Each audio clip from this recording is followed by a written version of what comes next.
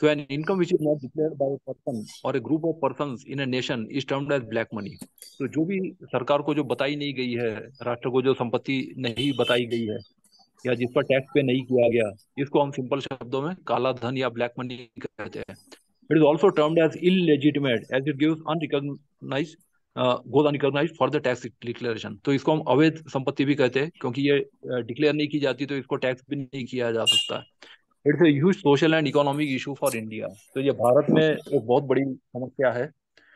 अब हम देखते हैं कि ब्लैक मनी क्या होता है. So there is no one definition for black money in economics. In layman's language it is money that has been acquired through illegitimate means or money which is unaccounted for, that is for which tax is not paid to the government. तो सरकार को जिस पर tax नहीं दिया जाता है तो ये ब्लैक मनी कहलाता है, या जो अवैध कारोबार करके जो संपत्ति अर्जित की गई है, या फिर जिसका कोई हिसाब नहीं है, बेहिसाब जो है, मनी विच इज अनअकाउंटेड. तो ये जिसका कोई कागज पे हिसाब वगैरह नहीं है, तो ये सब चीजें ब्लैक मनी कहलाता है. अब इसको स्पूरियस नोट्स या काउंटरफिट मनी से हम इसको अलग मानते हैं, क्योंकि जो जाली नोट होते हैं या जाली सिक्के होते हैं या जाली स्टैम्प पेपर, तो ये एक अलग टाइप का क्रिमिनल ऑफेंस है. तो स्पूरियस नोट्स और counterfeit money is generally not counted as black money. इसको हम अवैध धन नहीं मानते हैं. ये जो चीज है ये एक दूसरे टाइप का ऑफेंस है. ये ब्लैक मनी, इसको हम ब्लैक मनी नहीं मानते. Counterfeit notes are currency notes that are illegally printed by unauthorise agents. तो जिसको प्रिंट करने की अथॉरिटी नहीं है, वो जब जाली नोट या जाली सिक्के बनाता है, तो ये जो मिंटिंग वगैरह है, ये जब करते हैं, तो ये सब चीजें जो है ये ब्लैक मनी की डेफिनेशन में नहीं आता. इसको हम काउंटरफिट मनी कहते हैं. तो ये ब्लैक मनी से थोड़ा अलग है. अब इसके इकोनॉमी पर क्या क्या दुष्प्रभाव होते हैं वो हम देखेंगे. तो black money is hidden from government authorities and is not reflected in the GDP of India, national income etcetera. अब हमारा जो ग्रोस डोमेस्टिक प्रोडक्ट है उसमें ये सब चीजें नहीं आता है, तो इसलिए इसका एस्टिमेट करना भी मुश्किल है कि ब्लैक मनी कितना है.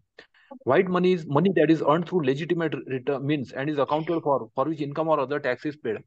तो जो सरकार को डिक्लेयर कर दिया जाता है और जिस पर टैक्स पे किया जाता है, इसको हम व्हाइट मनी कहते हैं.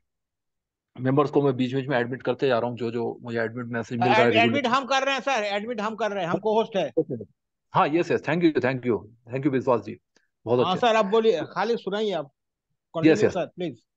In an ideal economy, all money that is transacted should be accounted for. This would help the government to collect taxes. तो आइडियल इकोनॉमी ये होती है कि जिसमें जितना पैसा आता है वो सब पैसे का अकाउंटिंग होता है, और ये यदि है तो फिर गवर्नमेंट इसमें टैक्स भी कलेक्ट कर सकती है, और वो टैक्स फिर पब्लिक बेनिफिट के लिए यूज कर सकती है. और ये यदि ना हो तो फिर जो इकोनॉमिक प्लानिंग वगैरह है ये कई बार फेल हो जाती है, क्योंकि एक पैरेलल इकोनॉमी टाइप का चलने लगता है. Cash transaction without proper accounting are known as black money.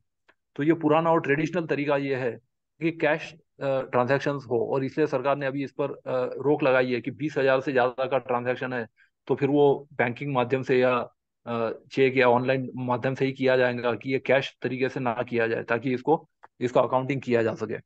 Central vigilance commission keeps track of black money. तो ये जो सीवीसी है वो इसका ट्रैक रखता है और पता लगाता है कि इसके लिए क्या क्या मेजर्स लिए जा सकते हैं. तो ये इफेक्ट ऑन इकोनॉमी है. इसके बाद है किस तरह से जनरेट होता है. तो इसके जनरेशन के तरीके हम देखेंगे. 3 तरीके हैं. एक है इलीजिटिमेट एक्टिविटीज, दूसरा है टैक्स इवेशन, और तीसरा है टैक्स अवॉइडेंस. तो हम इसमें फर्क देखेंगे कि इलीजिटिमेट या अवैध कारोबार क्या होता है. तो इलीजिट एक्टिविटीज में आता है crime, corruption, non compliance with tax requirements, की जो टैक्स लॉ का सीधा सीधा वायोलेशन है. कॉम्प्लेक्स प्रोसीजरल रेगुलेशन, की प्रोसीजर ही कई बार समझ में नहीं आती है.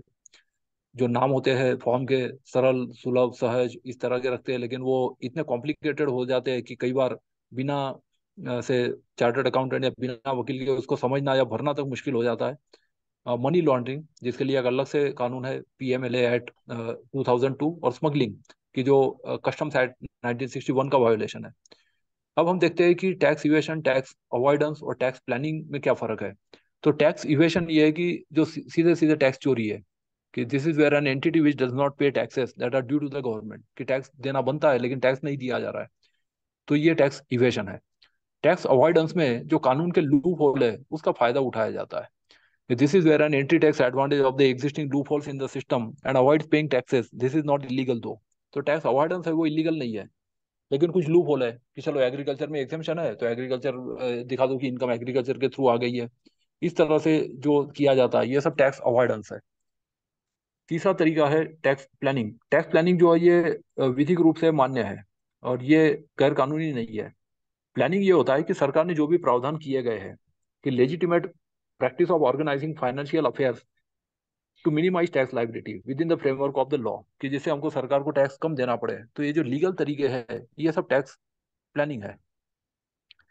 It involves careful planning, investments, expenses, and transactions to take advantage of available tax benefits and incentives, aiming for efficient tax management. तो सरकार बहुत सारी स्कीम्स बनाती है कि जिसमें लोग पैसा अपना इन्वेस्ट करे, एक्सपेंडिचर प्लानिंग करे, ट्रांजैक्शंस करे। तो इस तरह के जो भी तरीके हैं वो सीधे तरीके से हम जो करते हैं ये सब टैक्स प्लानिंग में आता है and this is legally allowed. इसमें कोई भी वायोलेशन नहीं है।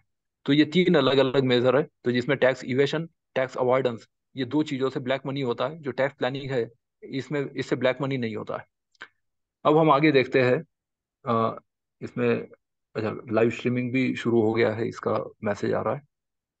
फिर हम आगे बढ़ते हैं, इसमें हम देखते हैं साइज ऑफ द प्रॉब्लम कि ये कितना है, इसका एस्टिमेट कर लगाना बड़ा मुश्किल होता है क्योंकि ये सब ब्लैक मनी होता है, अकाउंटेंट होता नहीं है। तो दो तीन अलग अलग एस्टिमेट्स है इसमें। A Bank of Italy calculation reveals India's share in tax havens globally to be $152 to 181 billion. 152 से 181 बिलियन तक का ये एस्टिमेटेड है। और रुपीज 10 लाख करोड़, लगभग 10 लाख करोड़ जितना बाहर पैसा है। India is ranked 8th in the world in black money generation by the global financial integrity report. तो इंडिया का इसमें भारत ये जो ग्लोबल फाइनेंशियल इंटीग्रिटी रिपोर्ट के मुताबिक 8वां रैंक है। A former director of the Central Bureau of Investigations has said that the total black money in India is around $500 billion। तो ये सीबीआई के भूतपूर्व डायरेक्टर का जो एस्टिमेट है उनका कहना है कि ये लगभग $500 बिलियन यूएस डॉलर जितना ये है। अब हम मनी लॉन्ड्रिंग देखते हैं, जिस पर पहले एक प्रेजेंटेशन मेरा डिटेल में हुआ था, prevention of money laundering act 2002। तो हम देखते हैं कि धन शोधन क्या होता है। लॉन्ड्री का अर्थ होता है कपड़े को धोना, यहाँ पे पैसे को धोता है, मतलब ब्लैंक मनी को व्हाइट बनाया जाता है, इसको हम मनी मनी लॉन्ड्रिंग कहते हैं।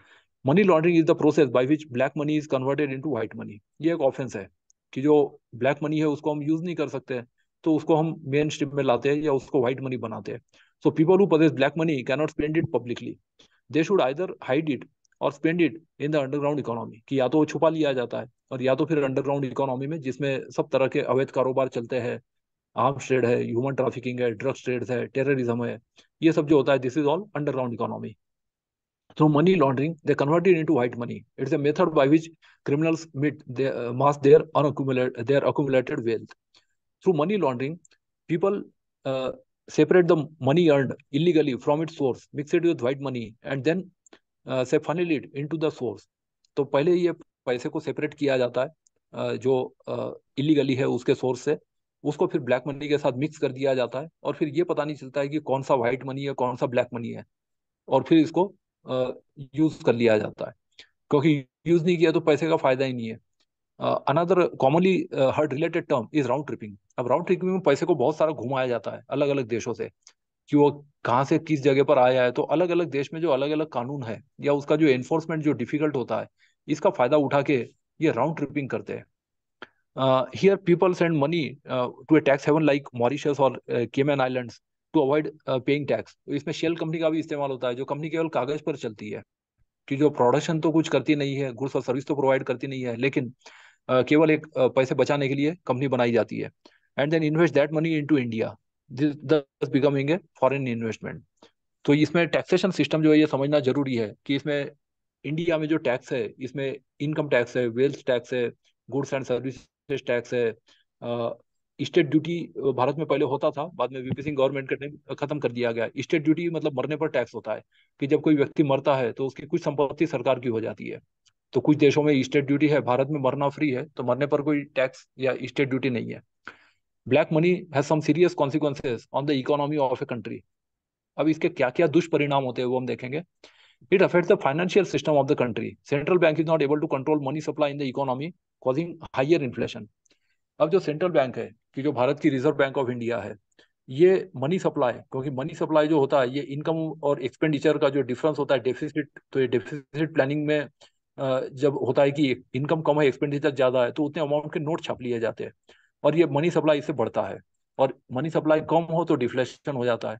तो जो देश की उत्पादकता है उसके आधार पर गुड्स एंड सर्विसेज ज्यादा है या मनी ज्यादा है, और फिर इसका दूसरे देशों के साथ जो कंपैरिजन है उससे जो ट्रांजैक्शन रेट होता है वो तय होता है। This will lead to a fall in the value of the currency.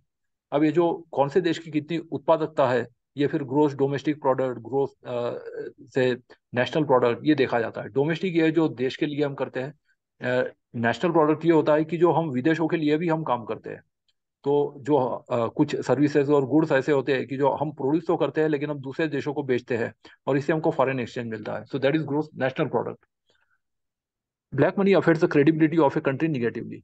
तो इसमें जो हमारी क्रेडिबिलिटी है कि कितना हमको लोन दिया जाए, या लोन हमको दिया जाए तो क्या हम लेंगे उसको वापस पे कर पाएंगे या नहीं, तो ये क्रेडिबिलिटी या जो क्रेडिट रेटिंग होता है इसको अफेक्ट करता है, क्योंकि पैसे का सही आकलन नहीं हो पाता है। Black money is most often used for illegal activities such as drugs and narcotics dealing, terrorism, etc., which is detrimental to the health of the country. तो जितने भी अवैध कारोबार है जिसमें ड्रग्स है, नार्कोटिक ड्रग्स है, ह्यूमन ट्रैफिकिंग है, प्रोस्टिट्यूशन है, टेररिज्म है, बहुत सारी चीजें हैं जो डीप वेब और डार्क वेब में चलते रहती है, जो सर्च इंजन से या वर्ल्ड वाइड वेब से सर्चेबल नहीं होती है। तो इस तरह की जो अवैध चीजें इंटरनेट पर भी चलती है, तो ये सब डीप वेब और डार्क वेब में ये सब काम होते हैं।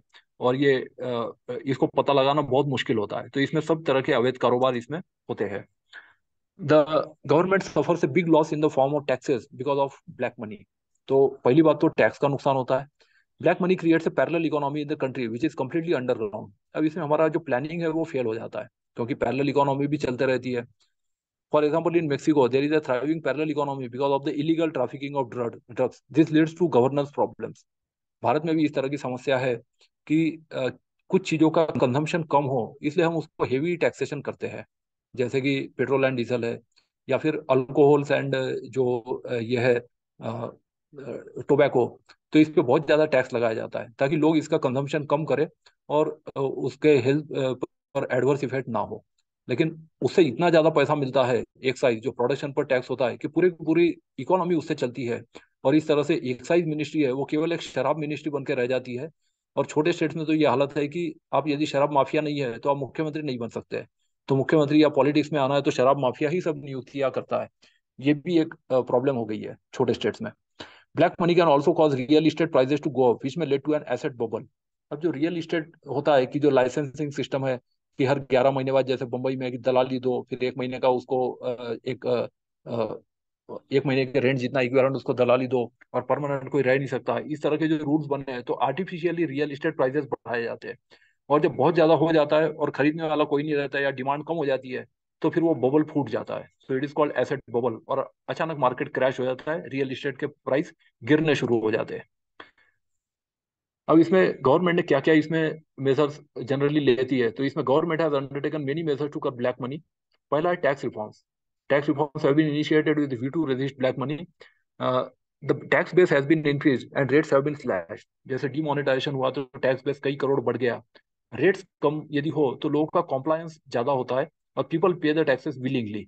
और आपको वसूली के लिए ज्यादा एफर्ट नहीं लगाने पड़ते, ज्यादा एम्प्लॉयज या ज्यादा मशीनरी नहीं लगानी पड़ती।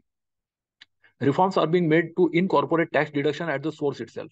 तो जो टीडीएस होता है कि जो एम्प्लॉयर एम्प्लॉय को देता है, या फिर जो गवर्नमेंट कंपनीज है वो प्राइवेट ठेकेदार को देती है, तो वहां पर टीडीएस का प्रावधान है। तो वहां पर टैक्स यदि कर दिया जाए, टैक्स डिडक्शन एट सोर्स, तो फिर वो पेमेंट का और ये चक्कर नहीं रहता, और गवर्नमेंट ही डिडक्ट करके एक डिपार्टमेंट दूसरे डिपार्टमेंट को पैसा, इनकम टैक्स डिपार्टमेंट को पैसा ट्रांसफर कर देता है। अब इसमें 2015 में एक कानून लाया गया, black money bill. The government has allowed the reporting of black money generated through tax evasion in A given time frame. तो इसमें टाइम लिमिट दिया गया कि जो विलिंगली कॉम्प्लाई करते हैं तो इनको टैक्स देना पड़ेगा, पेनल्टी देनी पड़ेगी, बट इनको क्रिमिनल प्रोसिक्यूशन नहीं होगा। फिर डीमोनेटाइजेशन किया गया था 2016 में। तो इसमें 500 और 1000 के जो नोट्स है ये सडनली बंद कर दिए गए थे। तो इसमें काउंटरफिट वाला भी प्रॉब्लम था और एक ब्लैक मनी वाला भी प्रॉब्लम था। तो ये दो अलग अलग प्रॉब्लम्स को सॉल्व करने के लिए ये किया गया कि primary view of making black money useless, कि जो अनअकाउंटेड पैसा है वो पूरा यूजलेस हो जाए।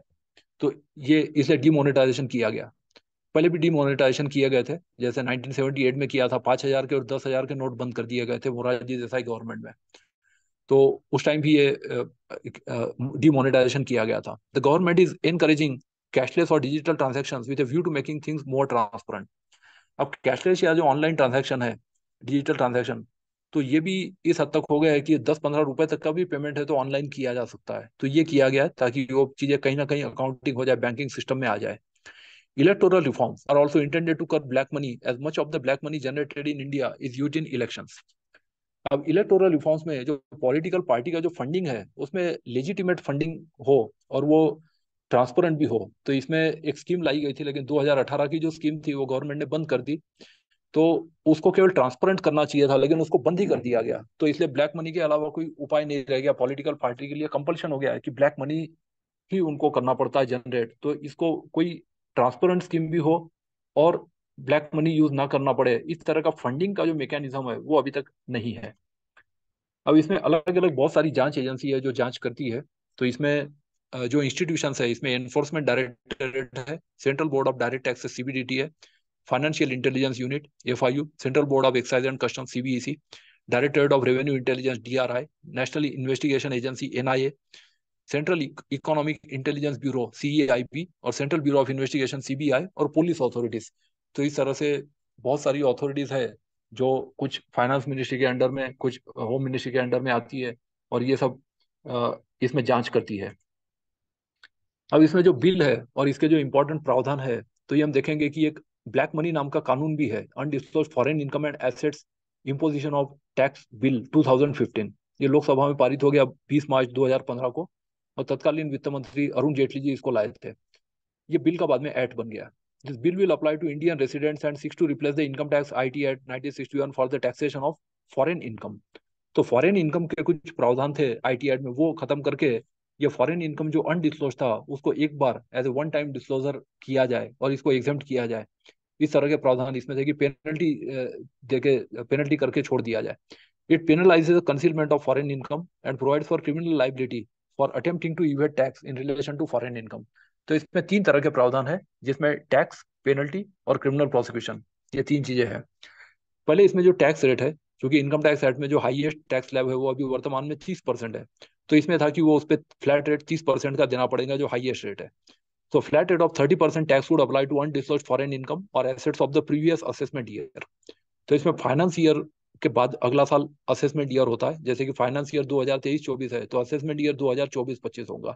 तो इनकम टैक्स में पहले इनकम आता है, बाद में टैक्स आता है। तो पहले साल जो जिस साल में संपत्ति अर्जित की जाती है, कमाई जाती है, वो फाइनेंस ईयर होता है। और जिस साल में वो संपत्ति, वो टैक्स पे किया जाता है, that is called assessment year. No exemption, deduction, or set off, or any carried forward losses as provided under the IT Act would apply. This would apply from April 1, 2016 onwards. तो वित्तीय वर्ष 2016-17 से लागू किया गया। एग्जाम्पशन और rebate का फर्क मैं बता देता हूँ इनकम टैक्स में, कि जो इनकम में से माइनस किया जाता है ये एग्जाम्पशन है, और जो टैक्स में से माइनस किया जाता है वो रिबेट है। So technically exemption is different, rebate is different. तो इनकम में से हम सब्ट्रैक्ट करते हैं उसको एग्जाम्पशन कहते हैं, और जो टैक्स में से सब्ट्रैक्शन किया जाता है that is called as rebate. Scope of income to be taxed, the total undisclosed foreign income and asset of an individual would include. अब इसमें तीन तरह की इनकम का टैक्सेशन का प्रावधान है। Income from a source located outside India which has not been disclosed in the tax return filed. तो जो सोर्स बाहर है और जो डिक्लेयर नहीं किया गया। दूसरा ये है कि income from a source outside India for which no tax returns have been filed, कि जिसके लिए रिटर्न ही फाइल नहीं किए गए। तो रिटर्न फाइल करना अलग है, रिटर्न फाइल करना लेकिन उसमें डिस्क्लोज ना करना ये अलग चीज है। और तीसरा है value of an undisclose asset located outside India, कि बाहर एसेट है लेकिन वो लोकेटेड आउटसाइड इंडिया। अब इसमें वन टाइम कॉम्प्लायंस अपॉर्चुनिटी दी गई थी कि एक बार जो कर देंगे उनको एग्जम्प्ट कर दिया जाएगा। तो one time compliance opportunity to persons who have any undisclosed foreign assets for all previous assessment years will be provided for a limited period. Such persons would be permitted to file a declaration before a tax authority and pay penalty at the rate of 100%। तो one time compliance यदि करेंगे तो उनको 100% penalty देनी पड़ेगी, मतलब जितने value का डिक्लेयर करेंगे उतना ही अमाउंट उनको पेनल्टी देना पड़ेगा, बट इसमें क्रिमिनल प्रोसिक्यूशन नहीं होगा। टैक्स अथॉरिटीज जो इसमें है, relevant tax authorities and their jurisdiction would be specified under the IT act, जिसमें आईटी कमिश्नर है, असेसमेंट ऑफिसर है, इस तरह के किए गए हैं। फेसलेस जो असेसमेंट है वो भी किया गया है। फेसलेस असेसमेंट का मतलब ये होता है कि जैसे पुराना तरीका ये था कि इनकम टैक्स ऑफिसर को ही रिश्वत दे दो। तो इसमें ये होता है कि ये फेसलेस में जिसको असाइन किया जाता है उसको ये नहीं पता कि वो किसका असेसमेंट कर रहा है, और जिसका असेसमेंट होता है वो टैक्स पेयर को ये पता नहीं होता है कि असेसमेंट करने वाला ऑफिसर कौन है। तो ऑफिसर का नाम पता नहीं चलता तो ये समझ में नहीं आता कि इसमें रिश्वत किसको दी जाए। तो इस तरह से जो फेसलेस असेसमेंट है वो भी इंडिया में इंट्रोड्यूस किया गया, ताकि इनकम टैक्स जो असेसिंग ऑफिसर है वो सीधा असेसमेंट करे। उसको ये पता नहीं चलता कि टैक्स पेयर कौन है, और टैक्स पेयर को पता ना चले कि ऑफिसर कौन है जिसने असेसमेंट किया, तो वो रिश्वत दे भी नहीं पाते। So they would have powers of inspection of documents and evidence. तो ये टैक्स अथॉरिटीज के पावर्स इसमें बताए गए हैं कि जो इंस्पेक्शन कर सकते हैं, एविडेंस ले सकते हैं। Proceedings are to be judicial. तो जुडिशियल प्रोसीडिंग्स इस एक्ट में होती है, जिसमें स्पेशल कोर्ट की भी स्थापना की गई है इस एक्ट में। अनडिस्क्लोज्ड फॉरेन इनकम और assets. The penalty for non-disclosure of foreign income or assets would be equal to 3 times the amount of tax payable in addition to tax payable at 30%. तो इसमें टैक्स तो देना पड़ेगा 30%, और जो penalty है वो 3 गुना रहेंगी, 90%। ये भी एक प्रावधान है अनडिस्क्लोज फॉरेन इनकम है तो जहाँ पे रिटर्न फाइल नहीं किया गया वो अलग है, अनडिस्क्लोज है वो अलग है, कि रिटर्न तो फाइल कर दिया गया लेकिन पहले डिस्क्लोज नहीं किया गया। फिर फेल्यूर टू फर्निश रिटर्न, कि रिटर्न ही फाइल नहीं किया गया।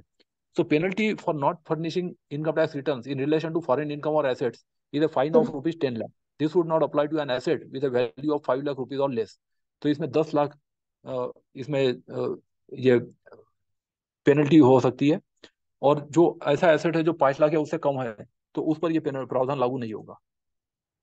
देन अनडिस्क्लोज्ड और inaccurate details of foreign assets, कि जहां पर ये इनएक्यूरेट डिटेल्स है या डिस्क्लोज ही नहीं किया गया पहले पिछले कुछ सालों में। So if a person who has filed tax returns does not disclose the foreign asset income or submits inaccurate details of the same, he has to pay a fine of rupees 10 lakh. This would not apply to an asset with a value of 5 lakh rupees or less. तो ये भी वैसा ही प्रावधान है undisclosed या inaccurate details का, जैसा कि प्रावधान फेल्यूर टू फर्निश रिटर्न्स में था। फिर है सेकंड टाइम डिफॉल्टर। अब एक बार तो कर लिया लेकिन दूसरे बार को ही करे, ये रिपीट ऑफेंस माना जाता है। So any person who continues to default in paying tax that is due would be liable to pay an amount equal to the amount of tax arrears. तो जितना arrears है उतना ही अमाउंट वो penalty भी देगा।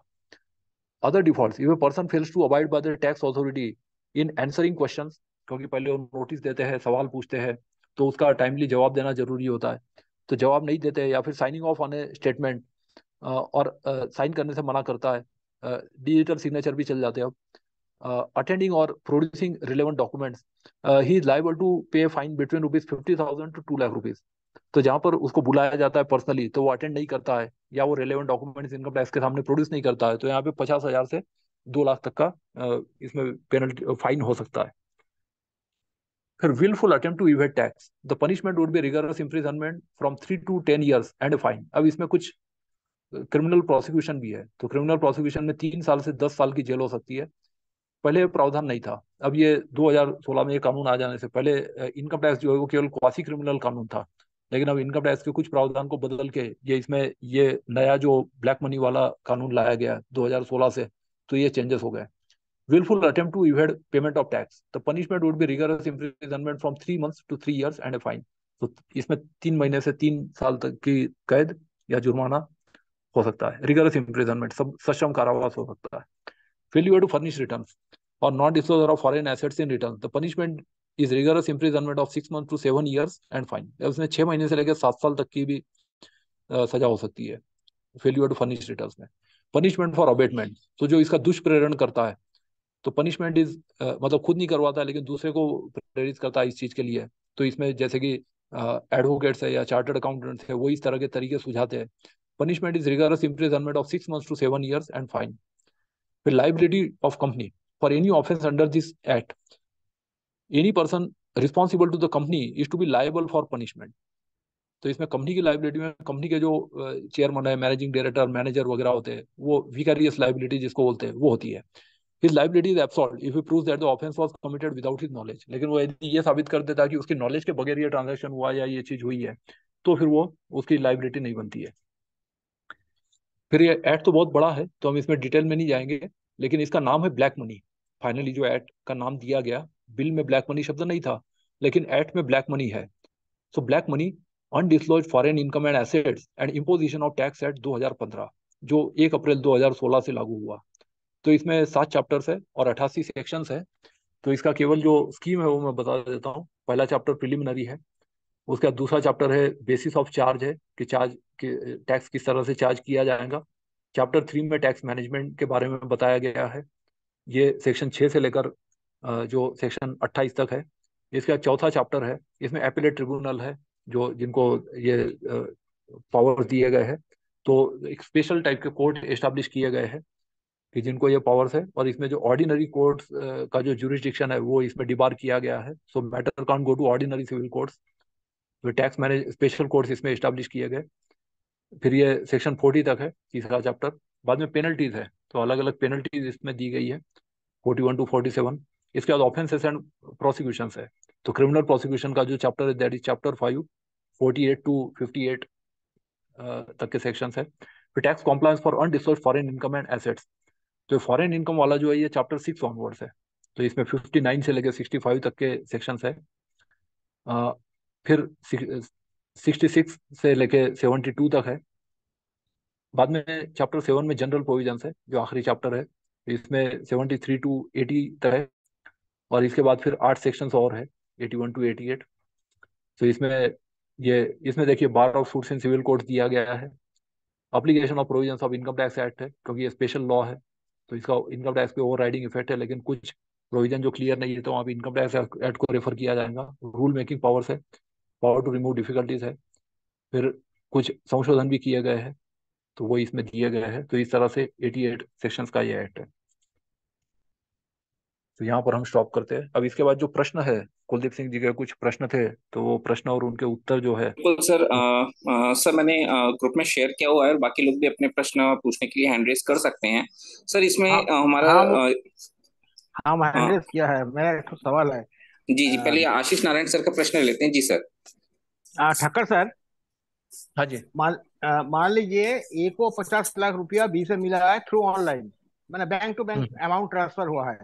मिलने का तुरंत हम्म बाद ए ने 50 लाख रुपया का जितना भी इनकम टैक्स होता है, इनकम टैक्स और एलाइड टैक्सेस जो भी होता है गवर्नमेंट को देना है, पूरा पेमेंट कर दिया। हम्म पेमेंट हम्म करने के बाद सपोज मान लीजिए उसका पास 30 लाख रुपया है, मैंने 20 लाख के करीब वो टैक्स पेड कर दिया। हम्म उसका पास अभी 30 लाख है। ये 30 लाख व्हाइट मनी माना जाएगा, नंबर वन। नंबर टू, मान लीजिए 10 साल बाद के इनकम टैक्स से सवाल कर सकता है, बी को तुमको 50 लाख रुपया भेजा था। हाँ, इसमें ऐसा होता है कि ये रिटर्न में आप देखिए कि जो इनकम टैक्स का जो रिटर्न फाइल करते हैं तो उसमें हमको टैक्सेबल और नॉन टैक्सेबल दोनों चीजें बतानी पड़ती है। तो यदि डिस्क्लोज कर दिया है तो फिर वो ऑफेंस नहीं है, तो वहाँ पे सीधा डिक्लेयर कर दिया जाता है कि हमको इतने लाख मिले हैं और इस पर टैक्स एग्जम्प्ट है अमुक धारा में। तो ये जो है वो ऐसा डिस्क्लोज कर दिया है रिटर्न में, तो फिर वो जो अमाउंट है वो फिर इसमें नहीं आता। अदरवाइज वो चाहे बैंकिंग सिस्टम में हो चाहे बैंकिंग सिस्टम में ना हो, तो ब्लैक मनी या अनडिस्क्लोज इनकम माना जा नहीं, सकता है। वो तो हो गया। नहीं, दूसरी बात हमारा जो सवाल है कि दूसरी बात टैक्स ब्लैक पेमेंट कर दिया, एकदम टोटल टैक्स पेमेंट कर दिया है। गवर्नमेंट को जितना टैक्स इनकम टैक्स को देना चाहिए था और जो टैक्स होता है सब कुछ पेमेंट कर दिया। तो इनकम टैक्स या गवर्नमेंट अथॉरिटी 10 साल बाद क्या ये सवाल कर सकता है ए से, जे आपको हाँ बी ने क्यों 50 लाख रुपया दिया था, ये बताओ। हाँ, ये कर सकते हैं। ये जो है इसमें हाँ। ऐसा है कि उनको ब्लॉक रिटर्न का पावर होता है। तो हम्म। जहां उनको लगता है कि कोई टैक्स चोरी हुई है, तो ब्लॉक रिटर्न में वो आपके पिछले 10 साल के जो रिटर्न्स है वो एग्जामिन कर सकती है। क्या मतलब आपके यहाँ पास तो भी कॉपी होनी यहाँ चाहिए, तो टैक्स चोरी सबकी हुआ कॉपी नहीं, होती है। ये सवाल तो पैदा नहीं होता है यहाँ। हम तो पूरा टैक्स दे दिया। नहीं, दिया भी है तो सबूत होता है, ऐसा है ना। देखो, दिया नहीं दिया वो अलग बात है। आपके हम्म। पास सबूत है कि नहीं और उनके पास रिटर्न है कि नहीं, तो वो अपने रिटर्न भी चेक करते हैं। और ब्लॉक हम्म। रिटर्न फाइल करने को भी कर सकते हैं कि जैसे उनका नोटिस आता है तो नोटिस में बोलते हैं कि आप अपने पिछले 10 साल के स्टेटमेंट लेके आइए। हम्म। तो ये उनको मांगने का अधिकार है कि 10 साल आपने अच्छा। क्या क्या एक्सपेंडिचर या जो भी आपने किया है, जो ट्रांजैक्शन, क्योंकि ट्रांजैक्शन आपके उसमें हुआ है तो you have to justify. It doesn't mean कि कोई ऑफेंस हुआ है, लेकिन केवल सस्पिशियन भी है तो वो हर एक चीज का पूछ सकते हैं और वो प्रश्न अच्छा। पूछ सकते हैं और आपको फिर उनके अच्छा। सेटिस्फैक्ट्री आंसर देने पड़ते हैं। तो ब्लॉक रिटर्न का अच्छा। उनको 10 साल तक का पावर होता है कि they can ask you to file your previous return. तो आपने फाइल तो किया ही है, लेकिन उसकी जो कॉपी है वो आपसे वो हाँ। मांग सकते हैं। और कई बार वो रेड के टाइम भी ऑन द स्पॉट भी मांगते हैं कि आप दिखाइए ये जो आपके पास है। उनके पास अपने भी रिकॉर्ड्स होते हैं तो उसको भी रेफर कर सकते हैं। तो व्हाई देयर अच्छा। इज, हाँ, लैक ऑफ अवेयरनेस के बारे में एक प्रश्न है। हाँ, how it assist difference sir in mathematical. जी जी, सर यहाँ पे मैं एक क्रम से अपन सर सर का होगा, पहले क्वेश्चन। प्रेजेंटेशन स्क्रीन हटा दीजिए, प्रेजेंटेशन स्क्रीन हटा दीजिए, जी ब्लॉक जी, कर रहा। सर यहाँ पे difference between tax efficient tax, हाँ, ये तो वो हमारी बताइए चर्चा हो बताइए। चुकी है। सर हाँ जी। यहाँ पे मैं जब इंटरनेट पे सर्च कर रहा था तो कुछ बहुत ही अच्छे विषय मिले। क्या होता है मैट्रिमोनियल मैटर्स में कि कुछ खासकर महिला पक्ष, पत्नी पक्ष के द्वारा क्या होता है कि बहुत बढ़ा चढ़ा के जानकारी, अभी मेरे पास कोई केस भी आया था इससे संबंधित तो उसमें बहुत ज्यादा बढ़ा चढ़ा के अपना जो दहेज की इनकम है और जो ज्वेलरीज वगैरह हैं उसके बहुत बढ़ा चढ़ा के बहुत ज्यादा बढ़ा चढ़ा के जो है बिल्स वगैरह, फर्जी बिल्स भी होते हैं, वो भी प्रस्तुत कर दिए जाते हैं। तो सर इस संबंध में ये जो टैक्स इवेजन पिटीशन है, इससे हम अपना किस प्रकार से निराकरण कर सकते हैं सर?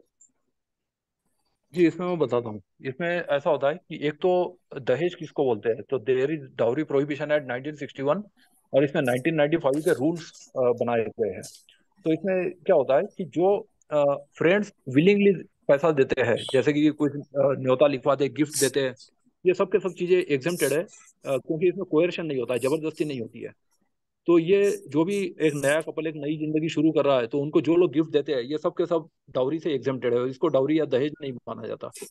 दूसरी बात, जो मैट्रिमोनियल डिस्प्यूट्स होते हैं, so these are generally before the family court. Family court के लिए फैमिली कोर्ट एक्ट 1984 है, जिसमें फैमिली कोर्ट की स्थापना की गई है, जो केवल जो रिलेटेड लोग हैं उनके बीच में के जो मैटर है वही देखती है। फैमिली की डेफिनेशन क्या है? People who are related by birth, marriage और अडॉप्शन।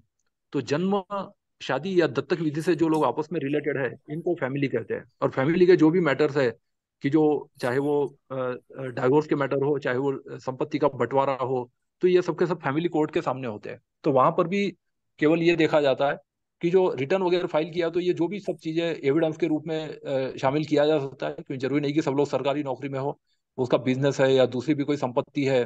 तो वेल्थ टैक्स भी होता है, कि जैसे इनहेरिट किया किसी से, तो इनहेरिटेड प्रॉपर्टी होती है, वो वेल्थ टैक्स में आती है, कि उस पर भी कुछ संपत्ति कुछ कर देना पड़ता है।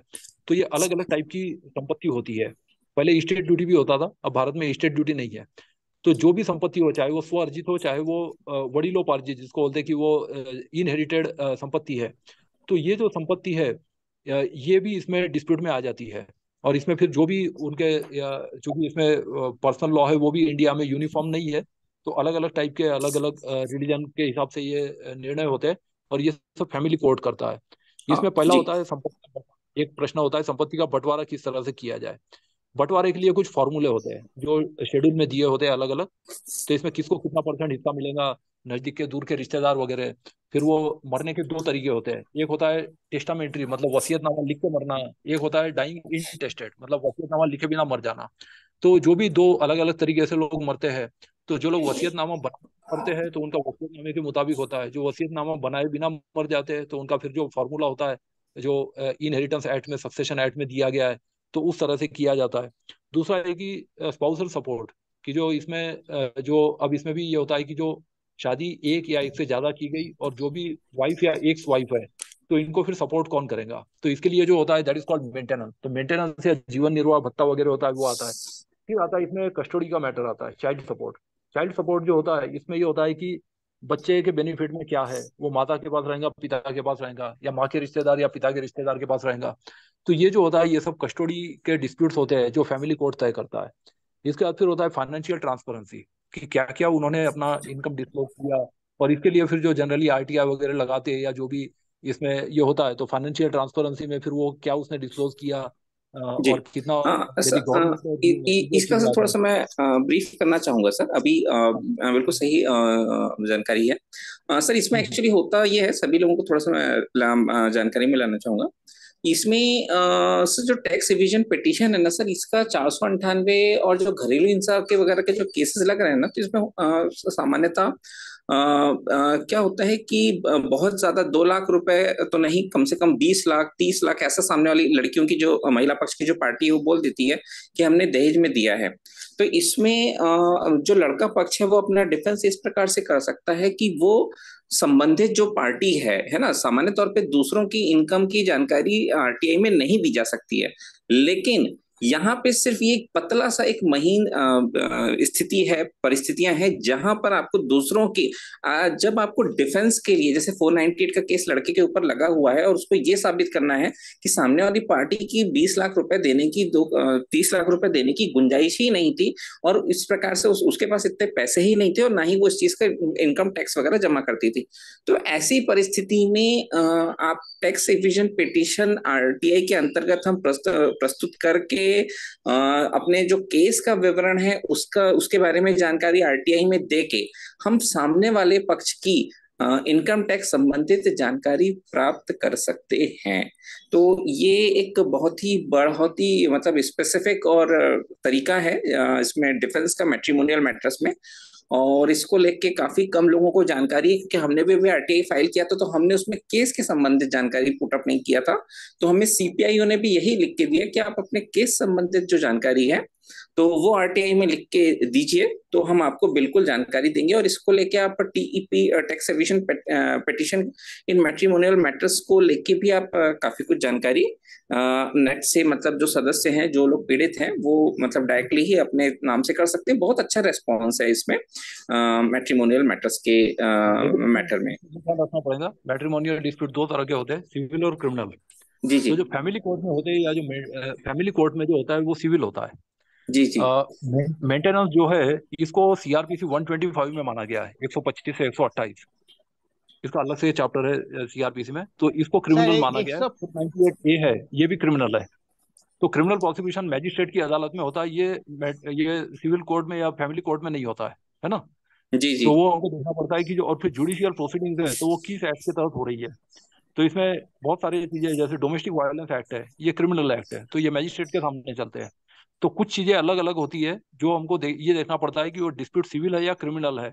और जो क्रिमिनल होता है तो उसमें फिर वो एक दूसरे तरह की रिस्ट्रिक्शंस होती है कि वो डिस्क्लोज करना है तो मैजिस्ट्रेट की परमिशन से होती है। लोकस स्टैंडर्ड किसी का बनता है नहीं बनता है ये भी देखा जा सकता है। तो क्रिमिनल में एफआईआर वगैरह कोई भी कर सकता है, कंप्लेंट यदि करने है तो उसमें 198 लागू होता है।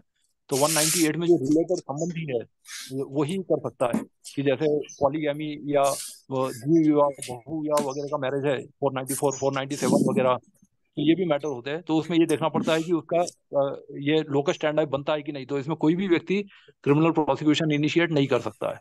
और यही चीजें जी फिर वो आरटीआई के मामले में भी आती है कि वो सूचना दी जाए या ना दी जाए। लेकिन जो जुडिशियल प्रोसीडिंग्स है तो इसका जो भी डॉक्यूमेंट फाइल किया है वो एक कोर्ट के दूसरी कोर्ट में लागू होते हैं। This is as per Indian evidence act.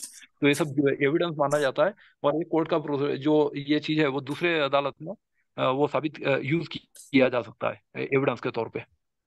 जी जी हाँ सर, जी। यहाँ आगे बढ़ते हैं सर। अपन तीसरे नंबर के मैटर तो हमने देखा, why there is a lack of. इसमें कोई बाकी सदस्य भी अगर कुछ अपना व्यू रखना चाहें तो बिल्कुल रख सकते हैं कि लैक ऑफ अवेयरनेस क्यों है हमारे टैक्स मैटर्स को लेके। अगर कोई विषय कोई चर्चा में कोई सदस्य कुछ कहना चाहें, कुछ विचार प्रस्तुत करना चाहें तो वो कर सकते हैं। इसके बाद हमारे साथ चौथा था इम्पोर्टेंट जजमेंट्स को लेके। सर, जजमेंट को लेके कुछ है आपके पास, मतलब आशीष सर आपके पास टैक्स रिलेटेड मैटर्स में, क्योंकि सामान्य हाँ जी, तौर मैं पे। दोनों चीजों पे जवाब देता हूँ। पहला जो आपका अवेयरनेस का प्रश्न है, जी जी देखिए जी सर। अवेयरनेस ऐसी है कि केवल जनरल पब्लिक में नहीं है, अवेयरनेस इवन एडवोकेट्स में भी कम है। क्यों? क्योंकि ये टैक्सेशन लॉ इतना कॉम्प्लिकेटेड होता है कि जो टैक्सेशन की प्रैक्टिस करता है वो सिर्फ टैक्स लॉयर ही बन के रह जाता है, क्योंकि इतने चेंज होते हैं हर साल, बजट में चेंज होते हैं फाइनेंस एक्ट से। अब फाइनेंस एक्ट हर साल नए नए चेंज होते हैं, और फिर उसको पुरानी भी चीजें याद रखनी पड़ती है। हम तो नया कानून आता है तो पुराना भूल जाते हैं, लेकिन टैक्सेशन लॉयर को पुराना भी देखना पड़ता है कि वो डिस्प्यूट हुआ उस टाइम पे क्या कानून प्रिवेलेंट था। और ऐसे पुराने केसेस भी आते हैं 4 4 5 5 साल या उससे भी पुराने। तो टैक्सेशन और ये सब लॉ इतना ज्यादा कॉम्प्लिकेटेड है, taxation law, company law, contract act वगैरह, कि जो इसमें काम करता है वो फिर सिर्फ इसी में स्पेशलाइज बन के रह जाता है। तो जो टैक्सेशन लॉयर या चार्टर्ड अकाउंटेंट्स है वो ही इसमें एक्सपर्ट होते हैं, तो बाकी जो लॉयर होते हैं उनकी भी इस बारे में अवेयरनेस बहुत कम होती है। रही बात आरटीआई, तो जो केस लॉ आपने पूछा इंपॉर्टेंट जजमेंट्स, तो इसमें जो चूंकि सुप्रीम कोर्ट का जो जजमेंट था, गिरीश रामचंद्र देशपांडे ही केस है क्लासिक, जो 2012 का था। जी जी उसमें ये उन्होंने होल्ड किया कि ये जो है ये पर्सनल व्यक्तिगत इंफॉर्मेशन है।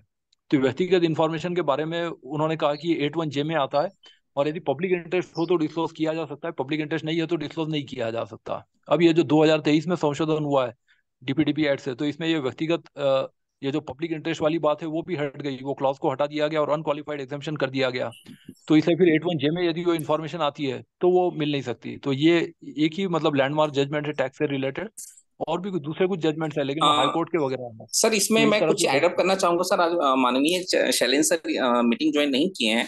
एक्चुअली सन 2009 से लेके 2016 में ना बहुत सारी गतिविधियां हुई हैं जिसमें शैलेश सर भी काफी एक्टिव रहे हैं उन सब चर्चाओं में। तो आज चूंकि शैलेश सर मीटिंग ज्वाइन नहीं किए हैं तो उन चीजों को अपन बाद में फिर कभी अगले कार्यक्रम में बिल्कुल डिस्कस करेंगे सर। सर यहाँ पे बाकी कुछ लोगों ने हैंड रेज किया, उनके प्रश्न ले लेते हैं, फिर अपन और आगे चर्चा कंटिन्यू करेंगे। जयपाल सिंह जी, आपने हैंड रेस किया हुआ है, अपना प्रश्न पूछे। आदरणीय नमस्कार, सभी आदरणीय को प्रणाम। मेरा ये प्रश्न था कि अभी ब्लैक मनी की बात चल रही है, तो सर मैं ये छोटा सा प्रश्न है कि जो हाँ हाँ। अवैध अवैध कार्य होते हैं, जैसे अवैध कोयला खनन है, अवैध बजरी खनन है, ये जो बड़े बड़े स्तर पर होता है, प्रतिदिन मतलब लाखों रुपए का जो माल निकलता है, इसको भी हम ब्लैक मनी में लेकर के और अवैध खनन करते हैं। क्या ब्लैक मनी में को दर्शा कर भी क्या शिकायत कर सकते हैं क्या? मेरा ऐसा मानना था, क्योंकि मेरे यहाँ पे बहुत बड़े स्तर पे जो अवैध खनन है उससे अवैध खनन किया जा रहा है जी, जी। अवैध खनन बहुत बड़ी समस्या है, और कई बार ये होता है कि देखो हफ्ते बंधे होते हैं डीएम वगैरह, और ये जो होते हैं बड़े बड़े ऑफिसर, तो इनको जो है मतलब केवल उसमें कुछ ना करने के लिए पैसा मिल जाता है कि बस हमको जो काम कर रहे हैं चुपचाप करने दो, और जैसा चल रहा है वैसा चलने दो, आप कुछ हम्म। मत करिए। तो इसके लिए उनको करोड़ों रुपए रिश्वत मिलती है, और इसलिए ये अवैध खनन जो है ये एक बहुत बड़ी समस्या है, क्योंकि जो कंस्ट्रक्शन के लिए जो रेती चाहिए, गिट्टी चाहिए, कुछ चीजें चाहिए, तो ये कहाँ से लाएंगे? तो ये जब लाते हैं तो उसकी वजह से फिर जो पर्यावरण पर है, नदियों पर भी इसका असर होता है, और इसके बहुत सारे हार्मफुल इफेक्ट्स है। तो इसलिए इस चीज को अवैध घोषित किया गया है किसी ना किसी कानून में, और ये जी उसके बावजूद जो चलता है तो वो अवैध है। दूसरी बात ये कि जो रिश्वत का पैसा होता है, तो रिश्वत का पैसा जो होता है ये तो डेफिनेटली ब्लैक मनी ही होता है, क्योंकि इसकी रसीद नहीं होती है, और जी। रिश्वत की रसीद नहीं होती है, तो इसलिए फिर वो उसका कहीं टैक्स वगैरह भी देना नहीं पड़ता है। तो ये सब चीजें टोटली एग्जेम्प्टेड होती है, और इस तरह से ये जो सर होता है इसमें मैं एक सरकारों चीज को। और इनके प्रश्न में जोड़ना चाहूंगा, आप उत्तर दें दे रहे सर इनके प्रश्न में थोड़ा सा मैं और सर ये मेरा जो पांचवा प्रश्न है इनके प्रश्न से मिला हुआ है, benefits to complainant of 10%। Sir जब मैं ये टैक्स एविजन पिटीशन पढ़ रहा था तो इसमें एक चीज ये स्पष्ट हुई है कि जो अवैध मनी का ब्लैक मनी की जानकारी देता है उसे 10% इनाम के तौर पर दिया जाता है, और उसकी जो जितनी भी जानकारी है वो बिल्कुल सीक्रेट रखी जाती है। पांचवें और छठवें नंबर का जो मेरा पॉइंट है सर, इस हाँ जी, विषय में ये आपके क्या विचार है सर? हाँ जी, मैं उसमें बताता हूँ। ये स्कीम कई अलग अलग जांच एजेंसी भी रखती है, खास करके जो इकोनॉमिक ऑफेंसेस होते हैं उसमें जो इन्फॉर्मर होता है तो उसका नाम गोपनीय रखा जाता है। और कुछ लोग ये बिजनेस भी करते हैं, जैसे कि आपने देखा होगा अमिताभ बच्चन मुकद्दर का सिकंदर में जो दिखाया है, वो क्या काम करता है? लोगों को बस यही याद है कि मोटरसाइकिल पर बैठ के गाना गाता है, लेकिन उसका जो बिजनेस था, बिजनेस क्या था? बिजनेस ये था कि वो इन्फॉर्म करता है क्राइम्स के बारे में, पुलिस का इन्फॉर्मर। तो अलग अलग तरह के क्राइम्स, और खास करके जो इकोनॉमिक क्राइम्स हो, तो इसमें जितना संपत्ति जब्त होता है या जितना टैक्स इवेशन पकड़ा जाता है, तो इसमें इस तरह की स्कीम्स होती है। ये टाइम टू टाइम बदलते भी रहता है, ऐसा नहीं कि 10% ही और हमेशा ये स्कीम वैलिड रहती है, लेकिन ये स्कीम बदलते रहती है। और इसमें वो एज एन इंसेंटिव वो देते हैं कि जो भी हमको इसके बारे में बताना है, उसकी इंफॉर्मेशन सच्ची निकलती है तो गोपनीय रखा जाएगा।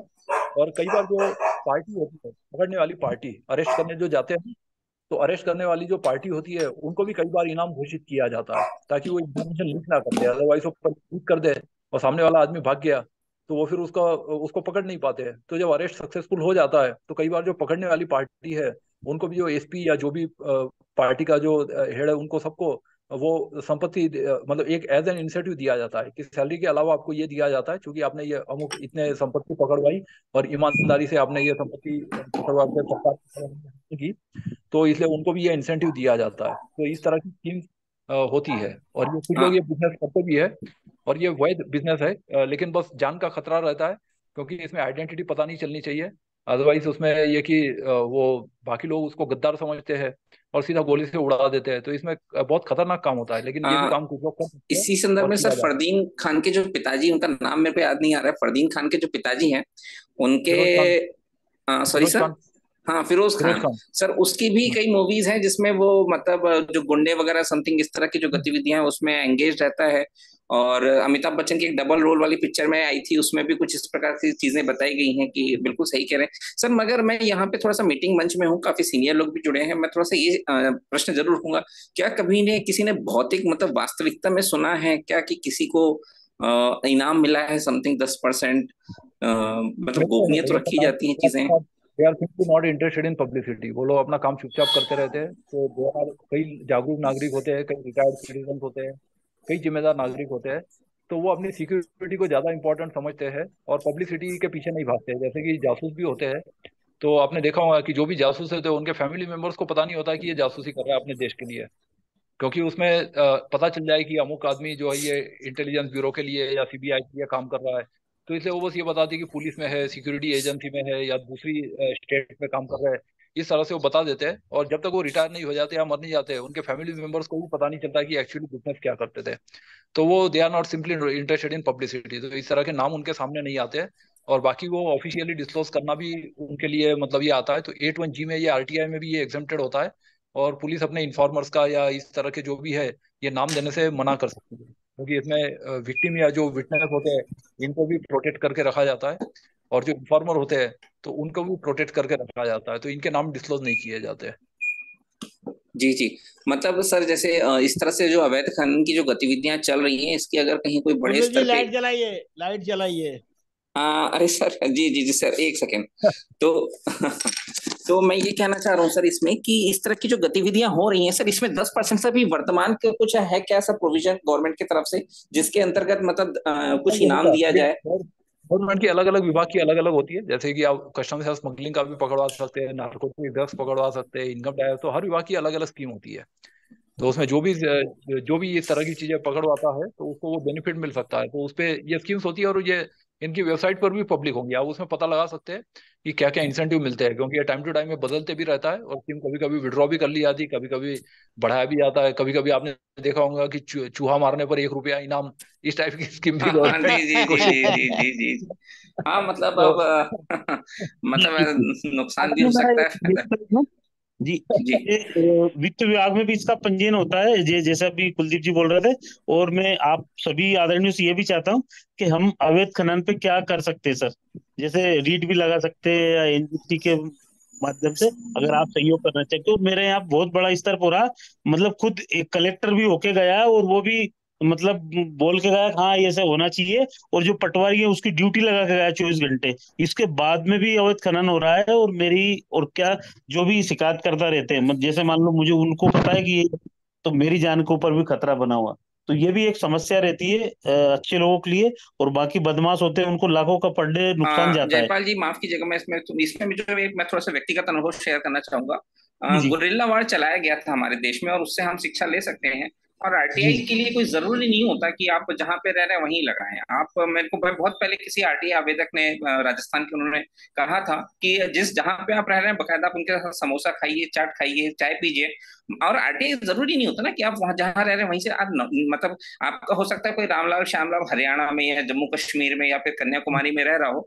मतलब कागज है दौड़ाना, वो तो कोई देश का कोई भी नागरिक लगा सकता है। और अब फोन नंबर देना कोई जरूरी होता नहीं है आरटीआई में। सिर्फ पता दीजिए, अब इतने बड़े गुंडे होंगे तो जाएंगे। मतलब मुझे नहीं लगता कि कोई चेन्नई में रहने वाला कोई इतना बड़ा गुंडा होगा कि वो हरियाणा के किसी गांव में, इंटीरियर के गांव में जाके किसी आरटीआई एक्टिविस्ट को खोजेगा कि भैया ये आरटीआई तूने लगाया है। इतना बड़ा गुंडा मुझे तो फिलहाल समझ में नहीं आता। सब अपने क्षेत्र में ही राजा होते हैं। जो जन तो सूचना अधिकारी होगा सर वही भेजेगा। है ना। जी जी बिल्कुल, जी तो बिल्कुल ये सही है। व्हाट्सएप की दुनिया है, कई तरीके हैं आज की डेट में। ये सब चीजें बहुत मतलब इसमें मैं माननीय जस्टिस महोदयों को भी कई बार सुनता रहता हूँ, तो उन लोगों ने भी कहा है कि इसमें थोड़ा सा चालाकी आप रखिए। मैं बिल्कुल कह रहा हूँ, वीडियो में आप खुद भी देख सकते हैं, न्यायमूर्ति के शब्द हैं, हैंकी पैंकी कुछ नहीं है। तो इस तरह के शब्द उनके द्वारा प्रस्तुत किए गए। तो मतलब मुझे नहीं लगता कि आरटीआई एक्टिविस्ट को चालाकी करना कोई गलत है। बिल्कुल चालाकी करना चाहिए। और हमें अपने सामाजिक जीवन का भी क्योंकि अपना ध्यान में रखना है। भ्रष्टाचार की लड़ाई अपनी जगह में करना, हम अपना सामाजिक और पारिवारिक जीवन तो नष्ट नहीं कर सकते ना उसके चलते, है ना। जी बिल्कुल। जी जी। और कुछ जयपाल जी कहना चाह रहे हैं? अगला प्रश्न ले हम। सर एक सवाल था मेरा, जो स्टाम्प चोरी होती है सर। एक सेकंड ना, एक सेकंड। हम एक लेबर अंशुल तिवारी जी ने काफी देर से हैंड रेस किया हुआ है, और आप प्लीज हैंड रेस कर लीजिए। अंशुल जी आप अपना प्रश्न पूछिए। सर हमारा थोड़ा प्रश्न हटके है। हमारा प्रश्न ये है कि सर हमने एक आरटीआई लगाई थी लोक सूचना अधिकारी को। तो लोक सूचना अधिकारी को आरटीआई लगाने के बाद हमने उस आवेदन में स्पष्ट लिखा हुआ था कि प्रथम अपील अधिकारी जन सूचना अधिकारी का नाम पदनाम की जानकारी हमको दें। उनने नहीं दी थी जवाब, जानकारी उसके जवाब में नहीं दिया था। तो उसके बाद हमने उसी विभाग में प्रथम अपील अधिकारी के नाम से 50 रुपये पोस्टल ऑर्डर लगा के उसमें प्रथम अपील लगा दी थी, जिसका उनने हमको जवाब भी दे दिया था। जबकि वो प्रथम अपील अधिकारी नहीं थी, उन्होंने उस अपील को स्वीकार भी कर लिया था 50 रुपये पोस्टल ऑर्डर के साथ। बाद में हमको ज्ञात हुआ कि प्रथम अपील अधिकारी उनके वरिष्ठ संयुक्त संचालक महोदय हैं। हमने उनको अपील फिर से दायर करी और उसमें ये भी उल्लेख किया था कि 50 रुपये जो पोस्टल ऑर्डर है वो आपके संबंधित जन सूचना अधिकारी ने हमसे लिया हुआ था, और जिसमें मुझे आर्थिक हानि हुई है वो 50 रुपये मुझे वापस दिया जाए। अपील लगाने के बाद अपील की सुनवाई हुई, उसमें मेरे को 50 रुपये वापस नहीं किया गया। अब इस एवज में मैंने फिर एटीसीपीसी में एक नोटिस जारी करवाया एक एडवोकेट के थ्रू, जिसमें मैंने 50 रुपये का उल्लेख किया हुआ था और उसमें आर्थिक मुआवजा भी मांगा हुआ था। और उसके बाद उन्होंने मेरे को एक जवाब दे दिया था।